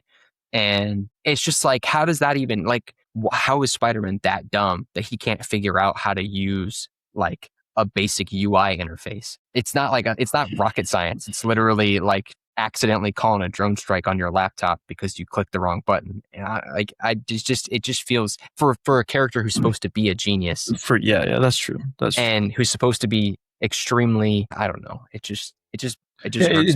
seems like there are mistakes that he he wouldn't make, like Peter wouldn't make a mistake like that. And even if he does make the mistake, you make it once at the beginning of Homecoming and you don't make it again, but he makes the same category of mistakes for almost 4 hours of movie time. Yeah, movie time. Yeah, that's true. And then finally stops being a fuck up. And then even in No Way Home, even though No Way Home is cool and he does actually do some cool stuff in No Way Home, that movie still only happens because Peter is a fucking moron. Yeah. And he doesn't understand how to just like sit still for 5 seconds. And I'm like, it's just weird. Whereas like Brand New Day, he's just locked in the whole movie. He's just like, and like, sure, he makes a mistake, but it's not because he was being stupid. It's because he was being manipulated. That's okay. Whereas like Far From Home, it's both. He's being manipulated, but he's also being an idiot. You know what? That made me think, or like kind of just break down the rest of the movies. Every other movie, like Tobey's movies and Andrew's, and including Brand New Day with Tom, the mistakes they make are not. Well, first of all, I think the mistakes that you mentioned in Homecoming and Far From Home are like very MCU-ified, like humor bits, right? Where they're like, oh, like we're trying to make him like kind of like frantic and like goofy funny or whatever, goofy. Yeah. Like Guardians of the Galaxy coded type humor. Yeah. And all these other iterations are the movies that I mentioned with Tobey and Andrew and then Brand New Day. It's like the mistakes they make have, first of all, they have more weight to them and aren't just mindless mistakes. You know, I mean, like a mistake, like sure. Probably the biggest one from Tobey's is his. I guess in Spider-Man 3 you have another one, but the conflict that surrounds, I guess, all three of those films is him putting down Norman's body in the apartment and not really like giving any context to Harry. And that provides like a conflict that carries on until like the final movie. And it's not necessarily something like a smart nerd like Peter or scientist really that like Peter would do. It's more of like a human mistake. Yeah, and exactly. Tom's couple, like, and Tom's Homecoming and Far From Home, even No Way Home, is more so like a mistake a scientist wouldn't make, you know, or someone who has the academics behind that wouldn't make. And then Andrew, obviously, you have the whole conflict with him making a mistake of and it being a mistake that actually costs Gwen her life. You know, him coming back or into her life or bringing her back into his life rather. You know, and keeping that promise to Captain Stacy. Like these are mistakes that are like, again, have more weight behind them. They're much more believable and aren't just served up as like a funny, goofy moment, right? Yeah. I mean, it's like Tobey's mistakes are all like his based on him trying to protect everybody. Yeah. By keeping secrets from everybody, which is a thing that everybody does all the time in real life, and it never works out. So it's not like, oh, you're dumb for doing that. It's just like, yeah, that's what people do, and they don't realize that it's stupid because otherwise no one would do it. As opposed to and Andrew's kind of the same in his movies. It's somewhat not as aggressively as Peter or as Tobey. That's why, like, I guess that kind of feeds into or leads into why I put Spidey 2 and Spidey 1 for my 1 and 2 respectively, is just like those movies actually feel like, I want to say this right, they have, like, if you look at movies as like burgers, right? The Tobey movies, 3, you could debate, right? But we're talking about 2 and 1, since we both have those at least in our top 3, and 2 is the number 1. Those movies are like triple stack Wendy's burgers with, like, you have your lettuce, you have your tomatoes, you have all your toppings. Like, there is substance to these films, whether it's the action sequences, whether it's the relationships, whether it's the plot, the characters, and like the lessons they learn, and like how they progress from the beginning of the story to the end of not only their individual movie, but across the 3 films as a whole too. Like, you can take each film as an individual and look at it as a self-contained story and its peak, and then you could look at it as like a 3-part story in that sense, or arc, and it still works that way too. Spider-Man 2, I mean, I don't know what else you could say about that film. It's like it just takes the best elements of, like, I know there's that argument that like Tobey's the best Peter, Andrew's the best Spidey, Tom's the best of both, right? But at the time, I feel like Spider-Man 2 was the perfect iteration of showing Peter, or showing the balance of Peter and Spider-Man together, right? Because you have a bit of both of them in that movie. That's the point. Yeah, and that's like the whole point of that film, and just like the idea that like it's showing the struggle between Peter and Spider-Man, and like how like his Spider-Man life is bleeding into his like personal life, and how it's affecting his relationships with his friends, with his family, and then him being so like traumatized by that idea that he just loses his powers. And then is like, you know what? This is great, actually. Like, I love this. And then showing you the Peter side of things, like, dude, that movie is great, and it has a compelling villain. It still brings in and gives weight to MJ and Harry, and progresses them as characters from the first movie too. I don't know how you can just watch that movie and just say like it is not just the best. I think what's also so great about Tobey's movies that none of the other ones even remotely come close to touching is the fact that not only like kind of similar to what you were just saying though, about how like how you could take each movie on its own, and then you could take them all, obviously as one giant arc essentially. Mm-hmm. But like, I think the arc, you could call it, across all 3 movies is basically like the tragedy of Peter, Harry, and MJ is like the arc of all 3. Like, that's the actual point of the full story. And then obviously each individual movie has its own villain and stuff like that. Because, even though in No Way Home, they kind of they go back and they retcon it a little bit, where they're like, oh, Tobey and MJ resolved their they're like Tobey and MJ, got back together and like they're doing fine or whatever. It's like, where Spider-Man 3 ends, it's not a happy ending. It's like the city is safe and Spider-Man came back and Spider-Man got a happy ending, but Peter, MJ, and Harry did not get a happy ending. That shit was just depressing. And it's like, but like in a good way, where it's like, that's kind of the point of those movies. In every movie, Peter's very, very clear about the fact that he's like, if I choose to have people in my life, then it'll destroy them. And then the third movie ends with the only person winning being Spider-Man. And, in a metaphorical sense, everybody else loses. Yeah. And it's like, sure, whatever, it's not like MJ and Peter are dead, so it's not like they can't fix things, which obviously we know now that they did. But like, I think that just the idea of that, like the tragedy of the 3 of them, I think probably beats everything in Andrew or Tom's movies. No, yeah, I agree. That's why it's so intriguing to think like about what Spider-Man 4 like could have been and like where they would have even gone with that. And sometimes it make like I mean like kind of like what you just said like those three movies just being more about the relationship with the trio it's more about the relationship with the trio that just happens to be in a Spider-Man movie. Versus and like how that ends with 3 versus them continuing that on in 4 and then maybe going somewhere else or resolving some of that. I don't know which one I would have liked more, but I feel like now that you have No Way Home and I guess they resolved that conflict, it's like, I don't know where you could go with that story if that was even like a possibility. But yeah, I mean, aside from that, those Spider-Man 2 is just peak. And then I have Spider-Man 1 at 2 because I feel like it did, like, obviously it's like your origin. So you're just getting introduced to the idea of like Peter being Spider-Man as well as Peter and trying to hide that. But I think 2 just expands on that. And that's why I have it over. Like you get more of the Peter Spidey dynamic. Right. Yeah. And 1, it's just more so like, I mean, he's just becoming Spider-Man. So you kind of, you don't get to flesh that out a little more. And 2, you do. So that's why I have it above it. But other than that, it's like those are like I think on talking about this right now, it's like I need a Toby rewatch. I need to rewatch Peak. It's pretty peak. I just have to rewatch 3.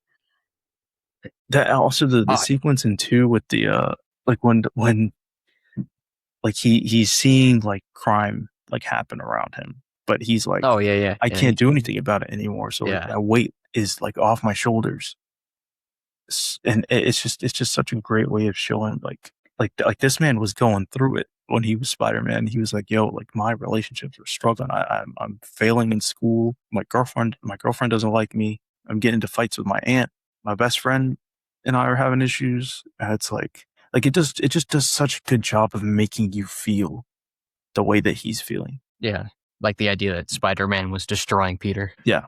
Like they kind of like obviously like there's layers to that film, like in all these other movies, you have like, sure, you do have some emotional conflict going on, but for the most part, maybe besides Brand New Day, it's kind of at surface level. Maybe we would have seen that in TASM 3 with Peter dealing with Gwen's death, even though it's kind of implied in No Way Home, right? That he became a crash out. Yeah, that he crashed out. But Spider-Man 2, I still want to see it though. I do too. Honestly, I still want to see. I want to see angry TASM. I think Andrew mentioned something the other day. I feel like he's always said he did, but he said like he's something recently too, where he's like, I mean, if the story's good and compelling, or and it's something of that sort, that he do it. And I feel like you have that interest from him now. Like, bro, do something. Yeah, just one more. I'd like preferably more than one, but like just one is good enough. Yeah. Oof. I think we covered basically every single one now. Yeah, I think so. Yeah. Yeah, I don't think I had anything else about Brand New Day either. Conclusion being, Brand New Day is peak. Brand New Day was peak. Daniel Cretton come back with Spidey 5. Tom come back with Spidey 5. Like we are here. We are here for it. I will be there. We will be there. I don't know if I mentioned it in a text, but I do love that the MCU, even though they didn't name him in the movie, but I like that they introduced Paul in the movie just so that everyone could share in the hatred, as opposed to the people that only know the comic book stuff. Yeah. I'm like, it was the right thing to do. Everybody deserves to hate Paul. Now, can we see him get killed off in the MCU, just like they just killed him off in the comics like 2 months ago? I think it's so funny that they brought like Iman as like just to be that character, instead of just like, it could have been anyone. Like it could have been any like any actor. They just decided to bring him in, which makes me think that like he might be coming back. But I don't bring Paul back. The only way I'm okay with bringing Paul back is if he literally dies in the very first scene he's in. Like, I'm not playing. I'm not dealing. I will not. The reason they won't bring him back is because it's like everyone is very, very aware of how much Paul might be the most hated character in all of fiction ever. Like, it was the reaction to Paul in the comics was such. I don't think I've found anybody that likes that it's just horrible. Like the whole arc was awful. Yeah. And like, I mean, I can't remember the last time a character was written into the comics that was hated so completely that they created an entire crossover event just to kill him off. Like the recent like death spiral thing that just happened, that was literally the climax of that was Paul dying and all the characters pretending to be sad about it. Like like they're all like at Paul's funeral and they're like, oh, he was a great guy. And I'm like, Peter, you don't believe that shit. Shut the fuck up. Like, bro. Yeah, no, I mean, he's the worst. Don't do it. Oof, who knows? All I know is that they set themselves up, and like there's just so much they could do that could even rival this. I am hyped for X-Men now too, though, especially with all the casting confirmations plus all the casting rumors. X-Men is just X-Men about to be peak, bro. That's the thing too. Is that like I feel like obviously they're doing the soft reboot with Doomsday and Secret Wars, but it's like it's kind of like the feeling that we had after Endgame. It's like it's clearly not over. Like they still have so much that they can explore, and even after a whole 3 more phases or 2 more phases, we're still in phase 5, right? I honestly, we might be in phase 6. I don't know. I don't know if it. I don't know if we classify. I think I'm pretty. I feel like. Hold on. It's definitely written down somewhere. Hold up. I feel like phase 6 is like the end. Is Secret Wars is like the end of that or something. You know what's crazy and kind of blew my mind yesterday is okay, we're in phase 6. Yeah. Okay, that makes sense. The thing that blew my mind yesterday was realizing that 3 Spider-Man movies have come out since Endgame. Like Tom's Spider-Man movies, the bulk of them have happened after Endgame, which is kind of crazy. Which is kind of crazy to think about. Because Endgame phase 6 is ending with Secret Wars. Okay, so X-Men, phase X-Men's the beginning of phase 7. Yeah. X-Men and Ghost Rider, the beginning of phase 7. That's gonna be pretty gas. Like I'm seated, bro. Like people talk about MCU fatigue. Honestly, like sure there have been projects that have been better than others, and but that's the thing for everything. Like there's always things you're gonna like about something, things you're not gonna like. All I know is that keep them coming. I'm here. I'm seated. X-Men, Ghost Rider. Superhero fatigue. The whole superhero fatigue concept has always just been bullshit, though. It's just people. Because people like Spider-Man comes out and makes $2 billion in 5 minutes. It's like there's no such thing as superhero fatigue. You're just wrong. It's it's bad movie fatigue or mediocre movie fatigue. Yeah, it's like if you have the writing, if you have the performances, if you have the meat, people are gonna show up. And obviously you have Spider-Man tag because it's Spider-Man. But I mean, clearly people are going to come watch these movies. I mean, if you even Thunderbolts made a lot of money too. I don't think that was obviously it's not comparable to New Day, but I'm pretty sure they were a financial success. I think. I can't remember. I think it did okay though. Let me look it up. I think they were disappointed in how much it made, but I don't know if it was actually a failure. I think it just almost broke even. So I guess, and it didn't really. I mean, according to, I don't know if that's correct, but what about Superman then? Superman financial success? Superman made enough money. It made like $700 million or something like that. Okay, it was. Yeah, it was. It made about 600 on a 200 production budget, which that's crazy. So yeah, superhero fatigue. I mean, but then you do have Superman tax, maybe because it's Superman. Arguably. But still, I mean, you're talking. But Thunderbolts, even regardless of money, though, Thunderbolts still made a lot of money. Was received well. Yeah, and it was received well. People like Thunderbolt. Nobody's out here being like, "Oh, Thunderbolts was terrible." Everybody liked it. It's just that it didn't make that much money. Facts. Yeah. Superhero fatigue is not the whole thing going around now with like Wonder Man and Blade getting canceled. And everyone trying to be super mad about that.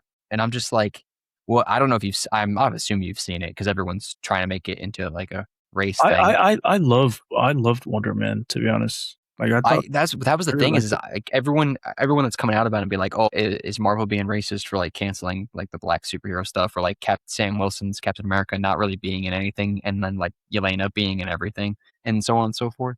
And I'm like, and they keep using Wonder Man as an example. They're like, Wonder Man, everyone loved Wonder Man. And I'm like, I have heard that, but I still haven't watched Wonder Man. And that's indicative of most people.